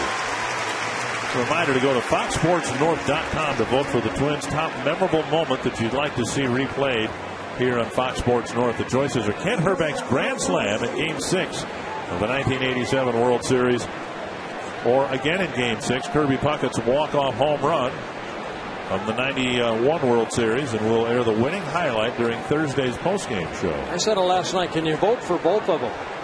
I mean, I'd like to see both of them again. Both of them are winners. There's a fly to right, short right. And Tolbert makes the catch, and the third out comes easier than the first 2. Baker has a 1-2-3-6 inning.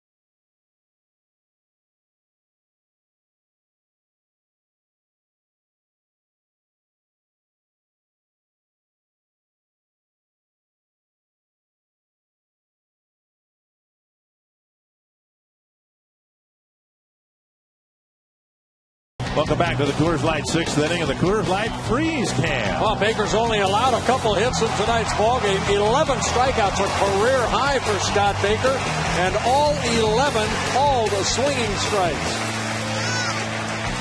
Well, Baker with a 2-0 lead. The Frost Brewed Coors Light Freeze Can.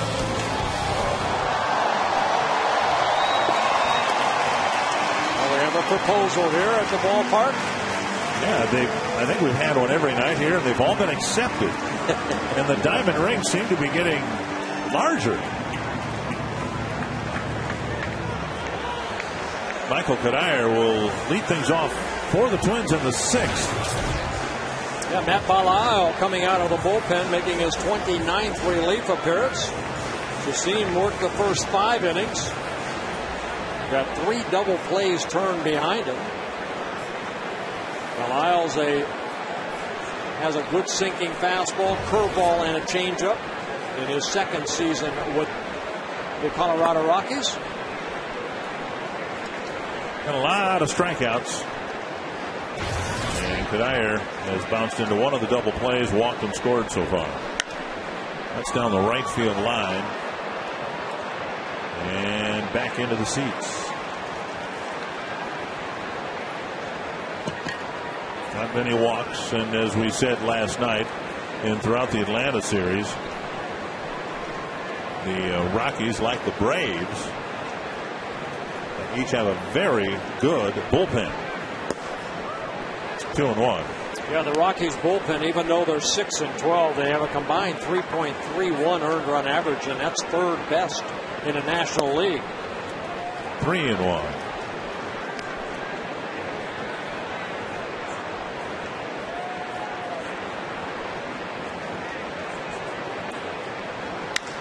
Hit hard to center. Gonzalez going back and then over, leaps and makes the catch on the track. So Kadire has had 5 or 6 balls hit to straightaway center that have been caught for outs, including that one. Well, Kadire giving it a ride right here, but again to the deepest part of the field. Gonzalez going on the warning track, leaping right there, running into the padded wall. Make a catch at 400 feet away. Here's Kubel. He singled and walked. And he takes a strike. You know, Gonzalez last night in his 3rd at bat in the 5th inning, he said that he hit that ball as hard as he could, and that's a ball that Denard Span caught, just like Gonzalez did off the bat of Kadire. We have 1 game left in this homestand.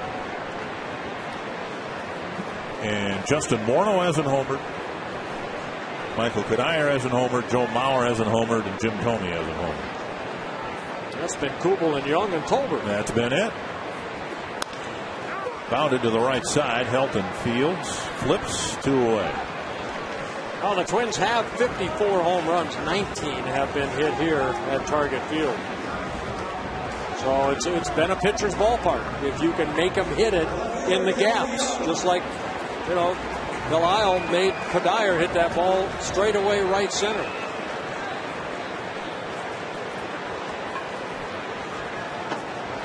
Well, when Derek Lowe pitched here the other night for the Braves, afterwards he commented about how he loved this ballpark because it gave the pitchers a chance, and by inference he meant the Metrodome really did not, because you had the artificial turf, Lowe a ground ball pitcher, and he was forever giving up base hits through the infield that, you know, the natural surface would slow down.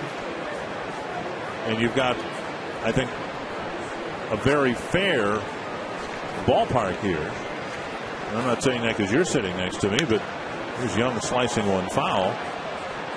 Well, Dick, I think what we've seen over the years, all these new ballparks are so hitter friendly. I mean, with the, you know, the dimensions more for the home run, and all of a sudden the ballpark has been built more for the pitcher. If you can make them hit it, you know, between, you know, short and second in the air, it's a pitcher's ballpark.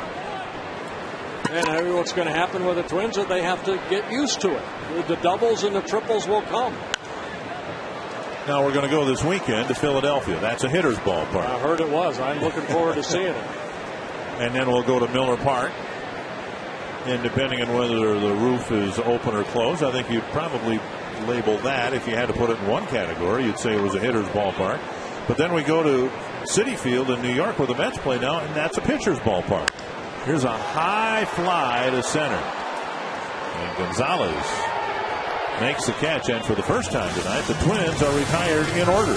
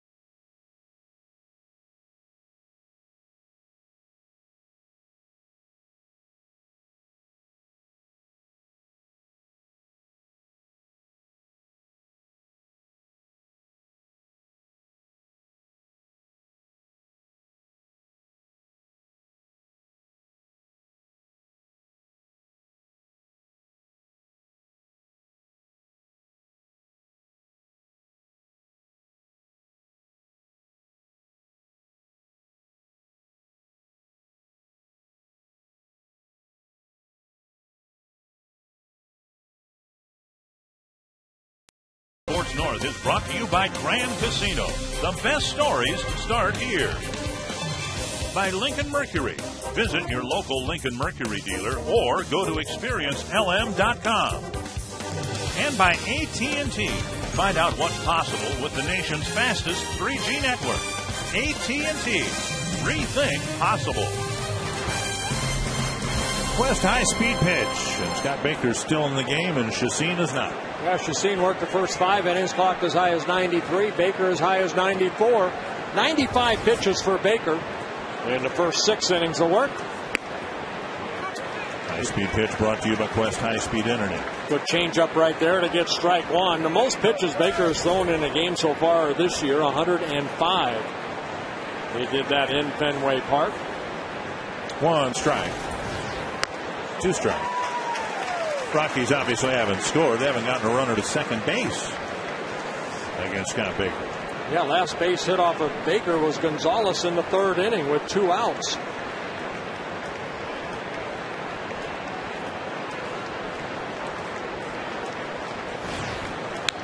Ooh, Hawk got a piece of it and fouled it back.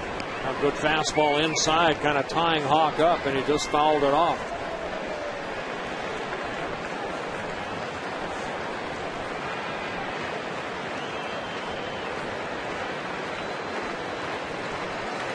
Two strikes.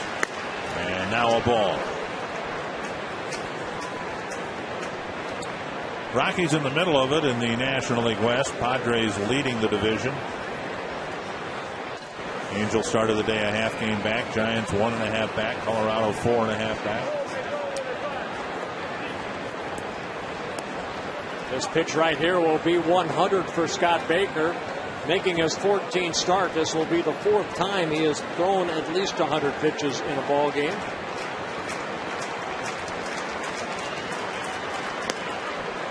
Two and two.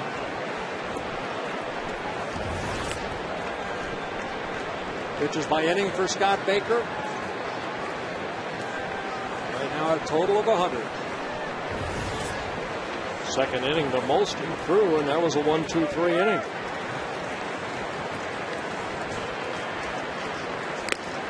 Strikeout number 12 for Scott Baker.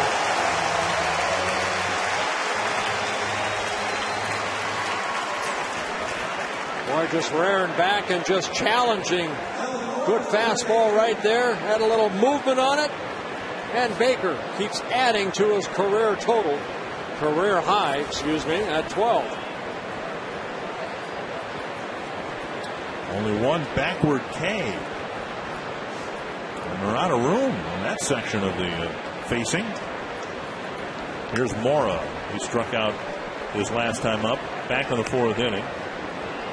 Baker with 2 strikeouts in the first, 1 in the second, 2 in the third. He struck out the side in the 4th, 2 in the 5th, 1 in the 6th, and 1 so far here in the 7th.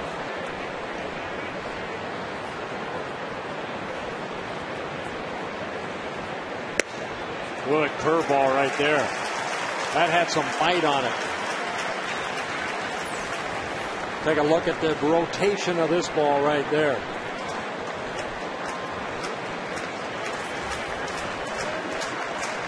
Oh, there's some nights out there you're just in a great groove, and Baker in a great groove. In the dirt, 1-2.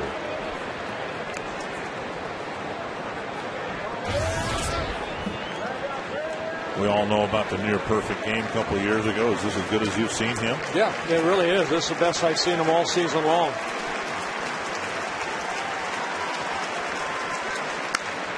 A change-up lifted foul and out of play.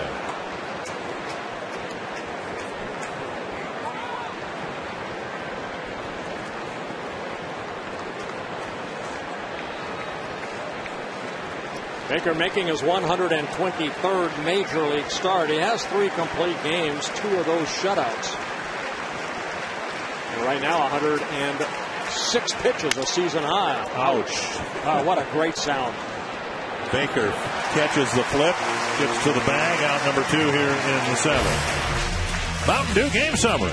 Well, in the 2nd inning, Baker with a 2-0 lead thanks to Danny Valencia getting his first Major League RBI. Next batter, Nick Punto driving in Jason Kubel to make it a 2-0 lead. And Baker's taken over from there. 12 strikeouts in the ballgame for Scott Baker, a career high. Giambia struck out twice.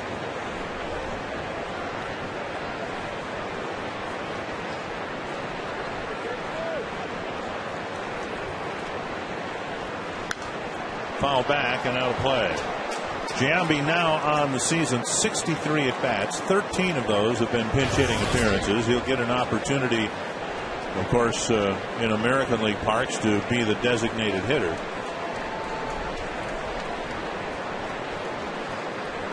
But every once in a while giving Todd Helton a day off at first. Lifted to left, and Young with the catch. 7 shutout innings for Scott Baker. He's been brilliant tonight.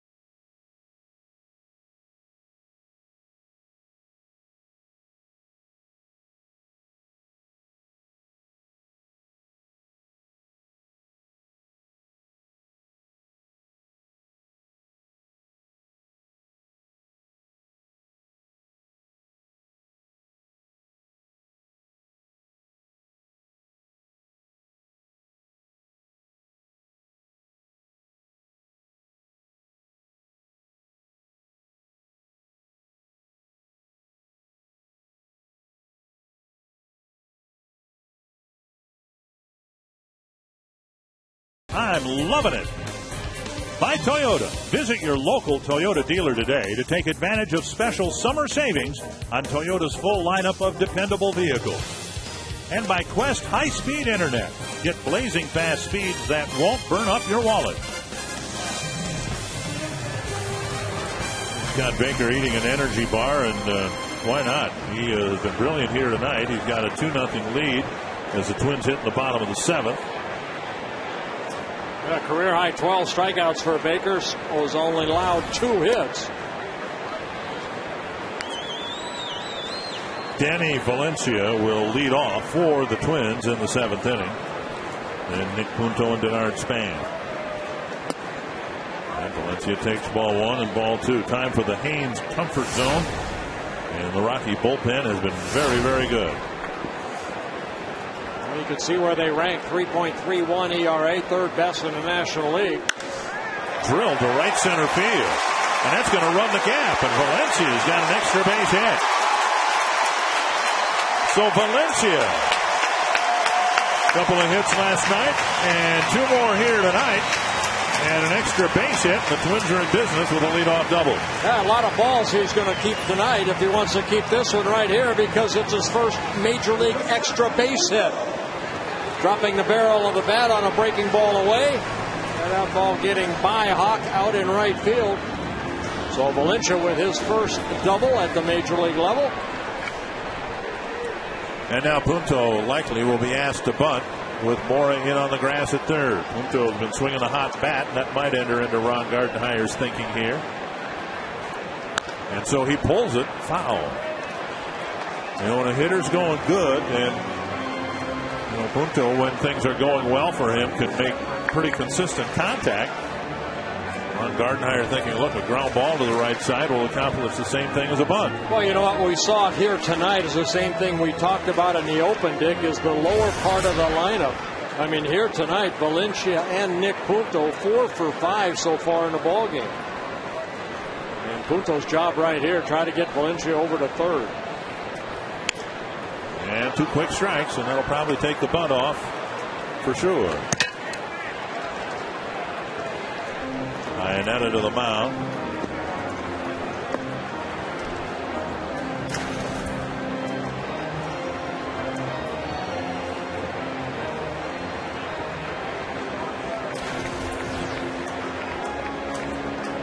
Lyle had a quick 6th inning, a 1-2-3 inning, and Valencia greeted him with a leadoff double here in the 7th.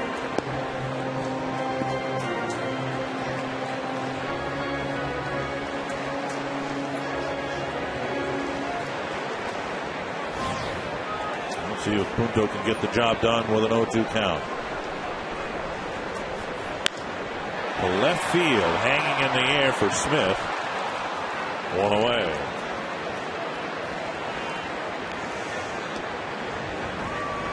So 1 down, and that'll bring up Span.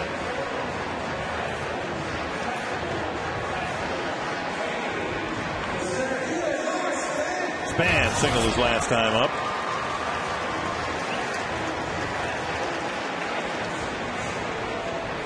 3 for 8 so far in this series. The double by Valencia, the first extra base hit for either team tonight.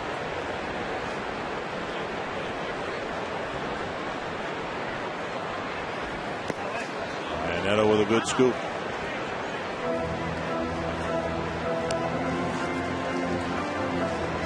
Lyle, 30 years old, originally coming up to the major leagues with the Cincinnati Reds back in 2003. Spent 5 seasons at the major league level with the Reds. In his 2nd season with the Rockies. Joe Beimel, former Twin, loosening up, one of the 3 left-handers out of that Rocky bullpen. Man, chops it foul, 1-1.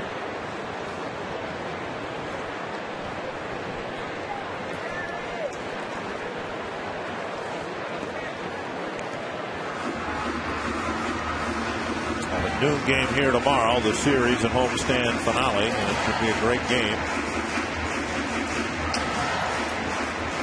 Game already sold out. With Ubaldo Jimenez facing Francisco Liriano.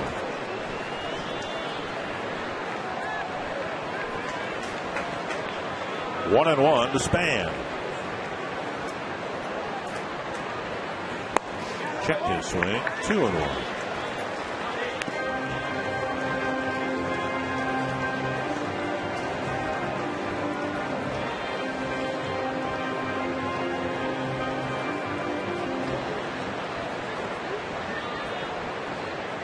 Valencia at second. Twins would love to get him around with an insurance run, leading 2-0.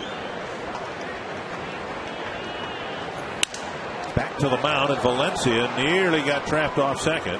Span retired, 2 away, and Valencia still at second base. Tolbert coming to the plate. There are great deals at the great new ballpark, and maybe the best is a ticket in the alcohol-free The Our Family section, courtesy of the Our Family brand. Limited tickets are available this season, and you can get tickets in the Our Family section for just $22.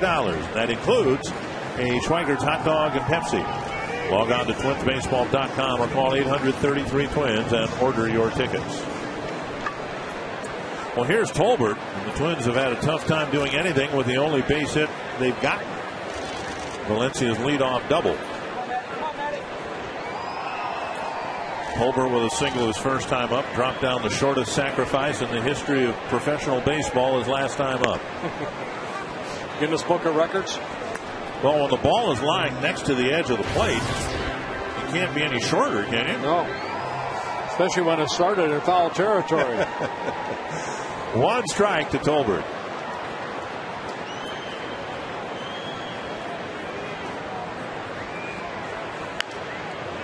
And now 2 strikes. This is back in the 5th inning after a pair of singles started the inning. Yeah, a couple of runners on first and second. And that ball just in front of home plate. And Tolbert does get the sacrifice. Advance the runners. Twins unable to pick up a run that inning. And Tolbert in an 0-2 hole.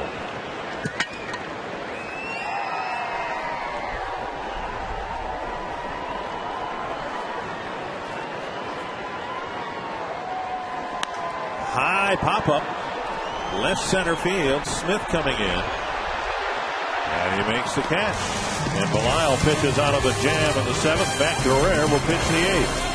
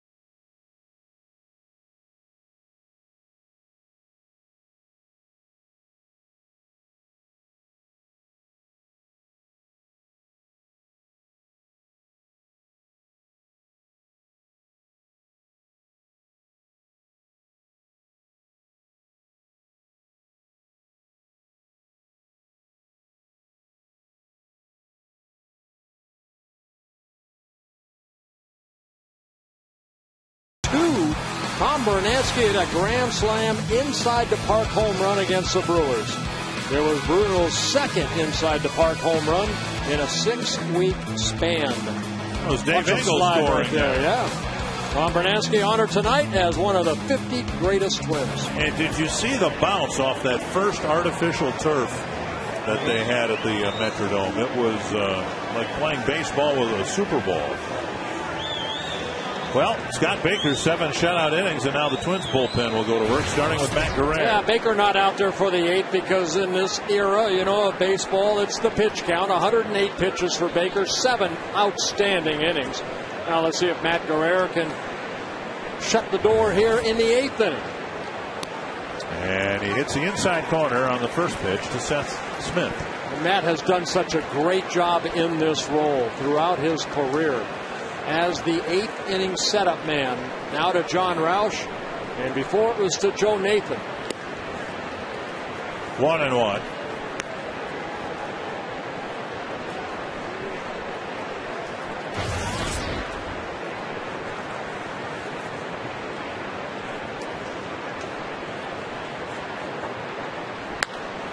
Been a long way, but very foul. That's the first ball I've seen hit up there, and then it fell down below. 1-2. A good fastball, inner half of the plate, and Smith hooked it into that second deck, maybe the third or fourth deck. Way up there. 1-2.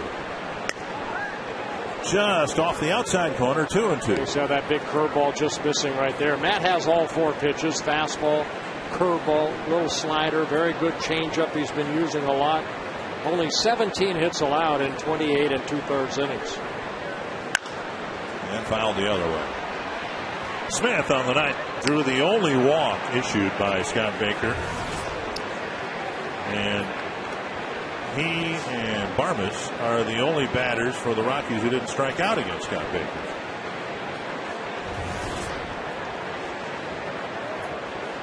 Two and two. And now a full count.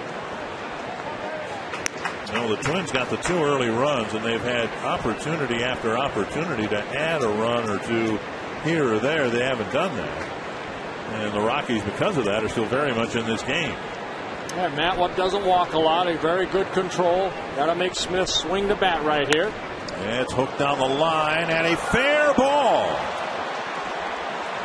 And it'll be the first extra base hit for the Rockies. So Smith on a 3-2 pitch spanks one hard down the line, fair by inches. And the Rockies have a runner at second base for the first time tonight. Well, 6th double of the year for Seth Smith. Very quick hands right here. Matt challenging him with a fastball. And Smith opening up quickly and hitting that ball right down the line. And Iyer gets it back in for a leadoff double. Almost hit the chalk line. And the umpire, first base umpire Jerry Crawford, ruled that Fan had not touched it. Here's Chris Iannetta, who struck out twice tonight.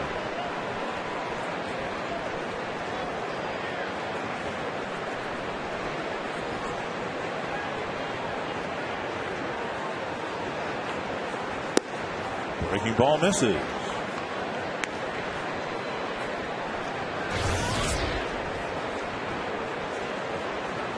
Well, the Twins got a leadoff double in the bottom of the 7th, and Valencia never budged. See what Guerrero can do about anchoring Smith at second base. And Iannetta's hit by a pitch. So now first and second, nobody out, and the number 9 hitter Barmes might be asked to bunt the runners into scoring position. Second batter that Guerrero has hit this season. And some worried looks in the dugout for the Twins.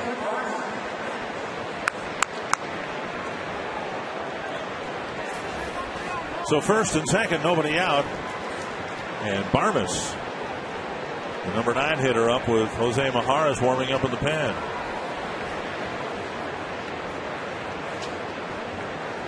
Just one sacrifice bunt for Barmes. Valencia and Morneau just a step in front of their bases. And there's a bunt and a nice one.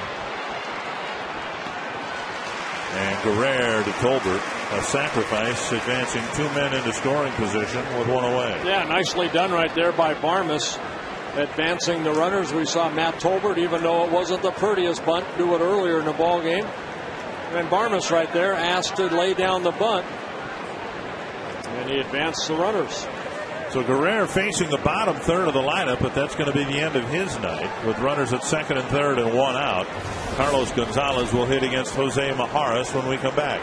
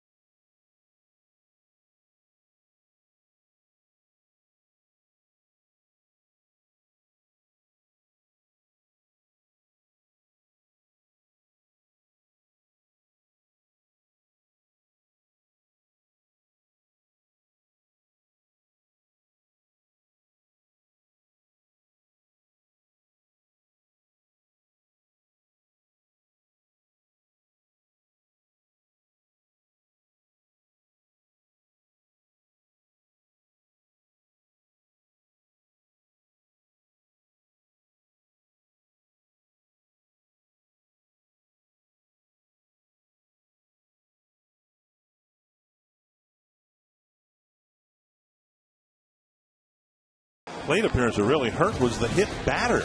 Yeah, sometimes you need your teammates to pick you up, and let's hope that Jose Majaras right here can pick up Matt Guerrero. For Majaras making a 18th appearance on the year. 9 strikeouts for Jose in 13 innings pitched. This is often called a percentage move, even though at times it's not the percentage move. Gonzalez has proven to be a better hitter against left-handed pitching than right-handed pitching. Twins have some hitters like that. Mauer, Morneau, Span are very good against lefties. And Gonzalez is a .348 hitter against lefties this year. Twins will play the infield back, leading by a pair. Plus, not only the percentage move because of Gonzalez, also with Todd Helton on deck.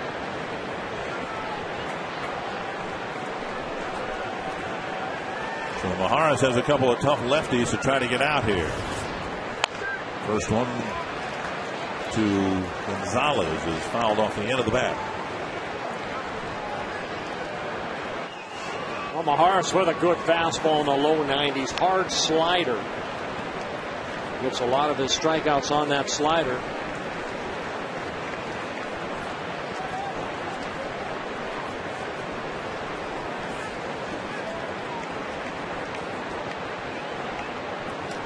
One strike.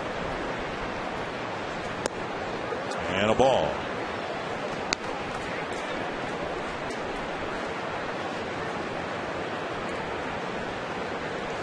Well, you can see the defense right there. They're playing back the infield. They'll take an out right here.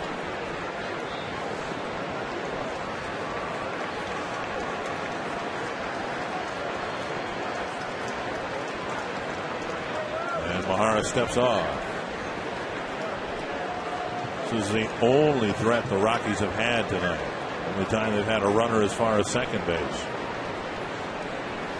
Breaking ball.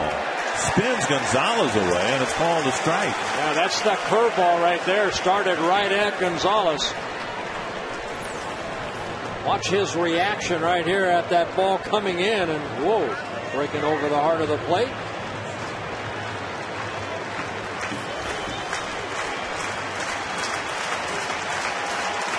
One and two to Gonzalez. Majaras and the Twins could use a strikeout. 2-2. Boy, fastball at 94 right there, just missing the outer half of the plate.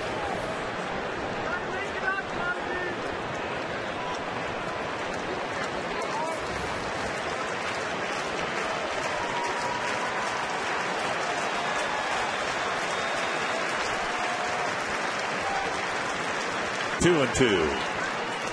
That's by Mauer. There'll be a play at the plate. Mauer can't field it cleanly. The ball came off the limestone facing, and they would have had Smith out by plenty if he'd have just been able to field it with his bare hand. Remember, I mentioned before that ball off that limestone will bounce right back to the catcher, which it does right here, right off the end of the glove of Joe Mauer. But then right there, he's unable to get that ball in his hand to get it over to Jose, who is covering the plate. So now the tying run at third. One away, and the Twins bring the infield in. They give Joe Mauer a pass ball on that play.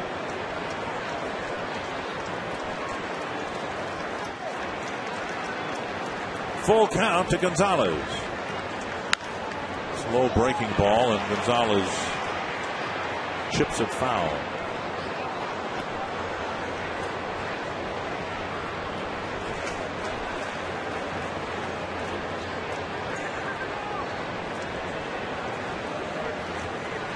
So a rough start to this eighth inning. Scott Baker, who pitched so brilliantly, looking for his sixth win. His chances of winning the ball game rest 90 feet away.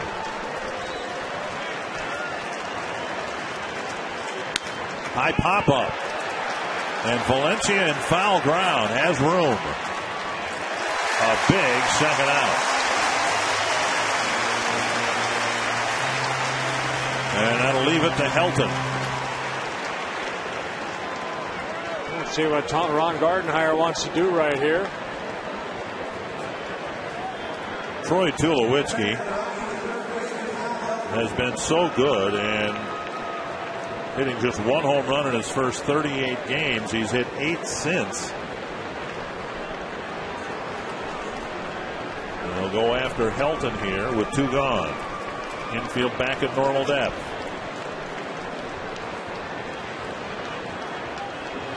Fouled back. Boy, swing right, big swing right there by Helton, just getting underneath that pitch. It stayed up.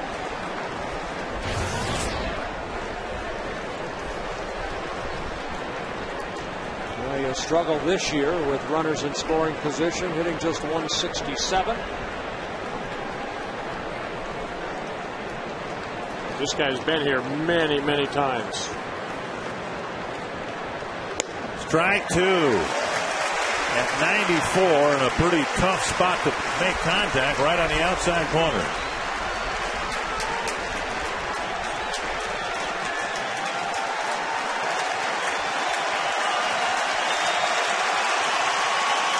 Maharis asked to clean up a mess here in the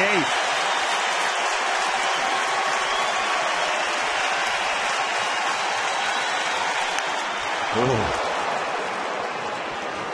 Helton with that uppercut swing again. And he fouled it straight back. Yeah, second time he's gotten a breaking ball up and fouled it straight back.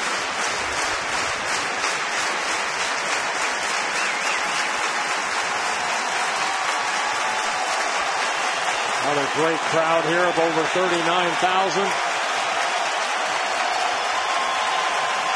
2 strikes to Todd Helton. Off the plate, 1 and 2.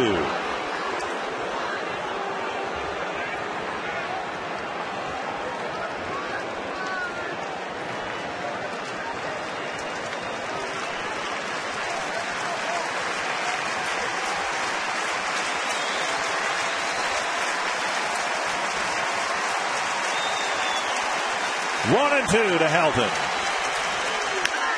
Gave him the curve, and Helton got a piece of it. Seems to be a slower curve than what we've seen Maharis feature. Well, he's got that curveball, then he's got the slider, almost like a cut fastball that he'll try away. Great crowd of 814 here. Largest crowd yet to see the Twins play here at Target Field. 1 and 2 to Helton. Got him!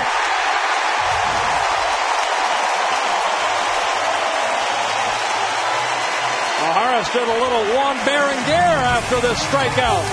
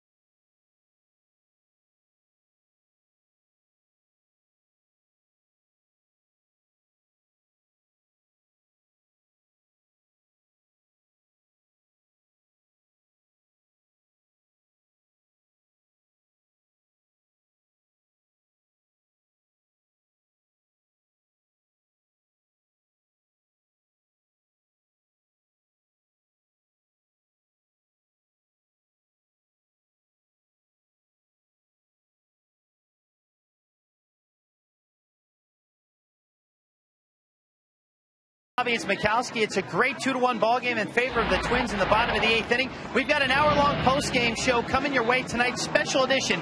It's Quest Twins Live featuring the Toyota post-game wrap. We'll talk about Shake and Bake Scott Baker and his stellar performance tonight. 7 innings, 2 hits, just 1 walk, and a career-high 12 strikeouts. Joe Nathan will take you inside his elbow rehab. We have a nice feature on Joe, and hopefully he's still on track here to get back to form in 2011. We'll bring you clubhouse reaction. Hopefully we'll talk to that man, Jose Majares, and Scott Baker, and the rest of the gang, and manager Ron Garnhire. Plus, Paul Allen from KFan will take part in our instructional tonight in the outfield. It's outfielders getting their feet set for throwing balls to try to throw people out on sacrifices and getting under fly balls. A lot of fun. It's an hour-long post-game show, Quest Twins Live, immediately following Last Pitch with Anthony LaPanta and Ron Coomer. Dick and Bert, Joe Beimel takes the mound in the 8th. And Beimel re-signed by the Rockies, essentially the same means that the Twins re-signed Ron Mahay. Signed him to a minor league deal very late in spring training, and now here he is. Yeah, back on March 22nd, he started the season in AAA, got called up in the middle of April, and he's done a very good job out of that bullpen. Beimel, a former Twin back in 2004, made only 3 relief appearances for the Twins. Let's take a look at Jose Majares after striking out Todd Helton. Watch his reaction. Yeah, a little Juan Berenguer. Smoke. What a great strikeout right there of Jose Majares. 1 strike to Mauer. Senior Smoke. Mauer dumps it behind third. Mora, foul ground, makes a nice running catch, 1 away. So 1 gone in the 8th, and that'll bring up Morneau. Beimel, brief career with the Twins. He was up in September in 2004. 3 appearances, 8 hits. Didn't pitch particularly well. Obviously was not on the postseason roster. The left-handed relievers that year were Terry Mulholland and J.C. Romero. Hey, he's been around the block. He came up with the Pirates, spent some time with the Twins, the Rays, Devil Rays at that time, the Dodgers, Nationals, and then a little bit with the Rockies last year. Fastball, strike 1 to Morneau. Morneau 1 for 3. He came up with the bases loaded and 1 out in the 5th and hit a hard smash. Barmes made a nice catch and started a 4-6-3 double play.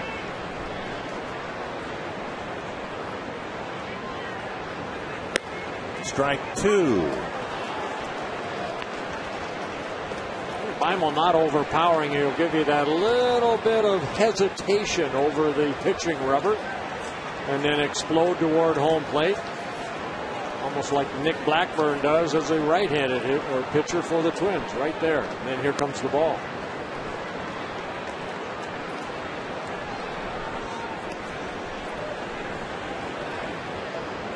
Pretty valuable reliever for the Dodgers in 2006, 7, and 8. Pitched in over 200 ball games. Had a very respectable ERA. Pitched reasonably well in a left-handed specialist role. Morneau breaks his bat at the handle. And a great catch in right field by Brad Hawk. Making the catch and avoiding Clint Barmes in the process. Well, some communication right there, right at the last second. Barmes is second baseman. Of course, you have to go out as far as you can until you see the barrel of a bat going toward first base. But right there. Wow, what a great catch, great concentration by Brad Hawk. And now Kadir, who walked and scored in the 2nd. He bounced into a double play in the 3rd and then lined out to Gonzalez on the warning track in center field.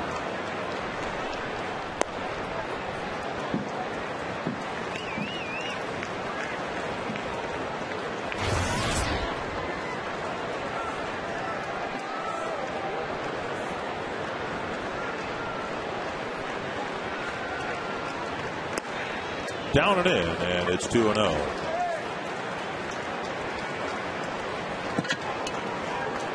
Ralph warming up right now. The Twins have a 1-run lead.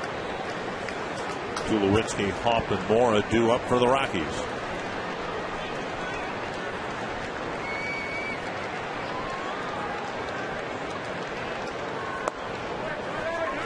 3-0 with Kubel on deck. So Bible went right after Maurer and Morneau and got them fairly quickly, and now pitching Kadire very carefully. 3-0.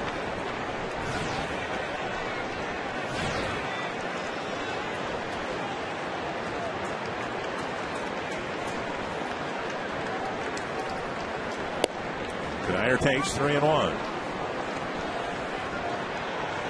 Beimel has only walked 4 batters, 1 intentional in 21 1/3 innings coming into this game. He has given up 1 home run.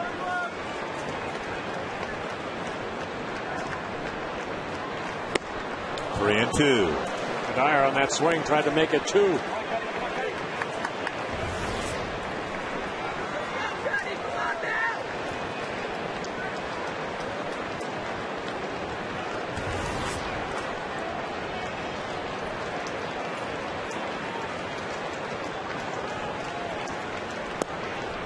And he takes a walk. And Kubel will have a chance with a man aboard. Should be one of the better pitching matchups of the season for the Twins. Francisco Liriano, and for the Rockies, the guy who has been the pitching story of baseball, a no-hitter and 13 incredible starts where he's averaged just 1 run allowed. Just look at the earned run average right there. 11:30 tomorrow, starting with our pregame on FS North. Here's Kubel with a man aboard and 2 away. Breaking ball wide of the plate.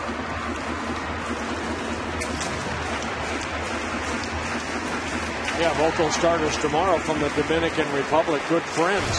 So it'll be a good matchup between these two guys. Liriano and Jimenez.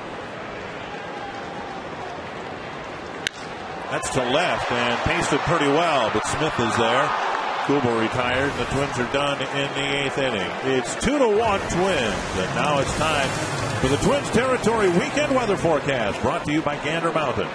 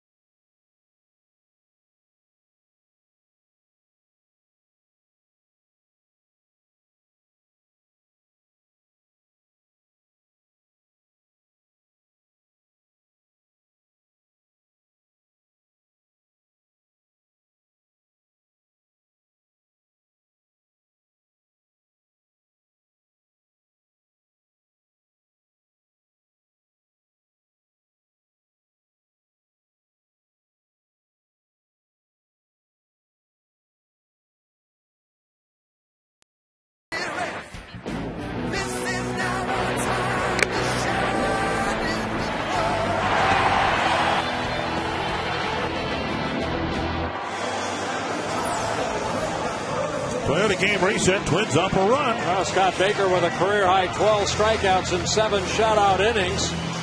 No runs allowed.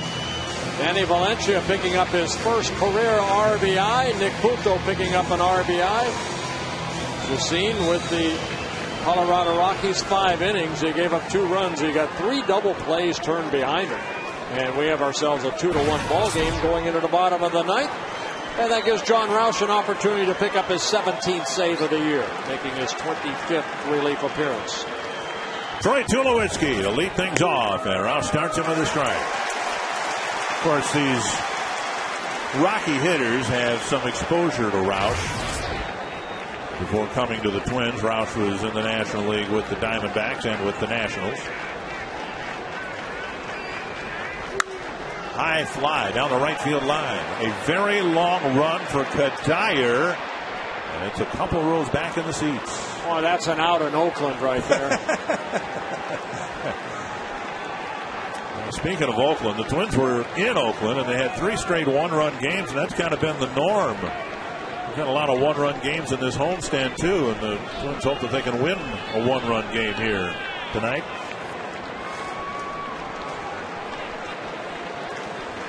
First 2 games in the Atlanta series were one-run games.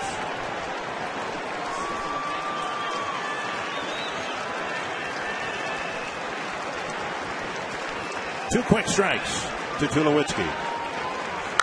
High pop-up near second base. That baby's up there. Punto squeezes it one away. And that'll bring up Brad Hawk.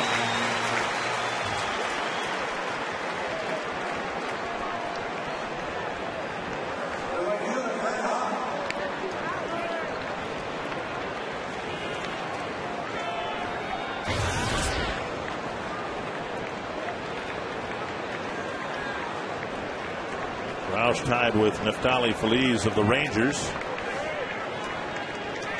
with 16 saves. Rafael Soriano of the Rays also at 16. Here's a little bouncer to second. Tolbert to Morneau, 2 quick outs. Kevin Gregg of the Blue Jays with 16. Roush trying to get to 17, and he's 1 out away.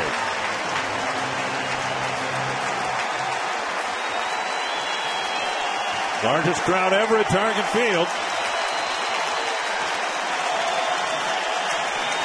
Again, 40,814 here tonight. More on the night, 0 for 3.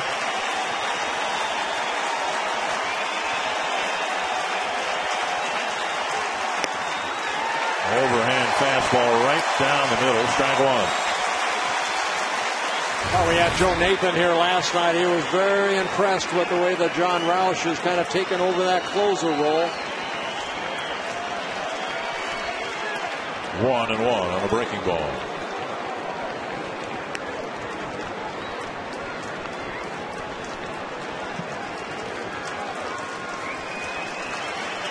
Roush is in his career against the Rockies, 2 wins, 2 losses. Looking for his first career save against the Rockies. Good hard breaking ball there. Mora goes fishing. 1-2.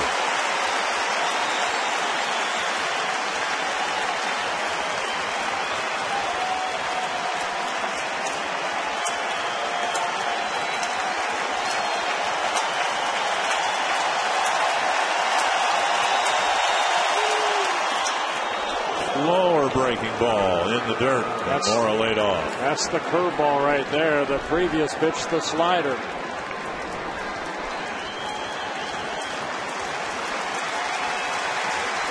At 6'11", a guy that comes straight over the top. Mora's seen everything he's got. 2-2. Fastball just off the outside corner. He just missed ringing him up to close the game. Almost a pitcher's pitch right here. Wow. Boy. Full count with Giambi on deck.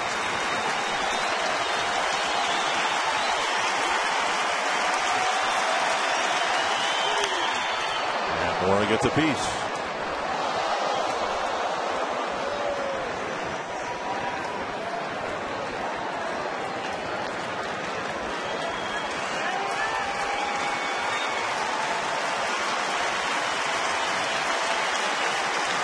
Roush's last save came in the 2-1 win over the Braves on last Friday night. Another foul.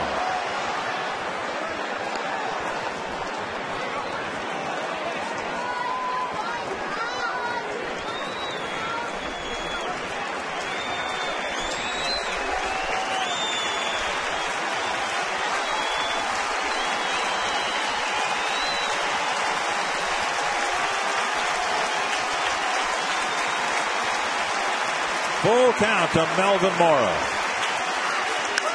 To center. Span. Over. Kadire makes the catch. And the Twins have won the first 2 games of this interleague series with the Rockies.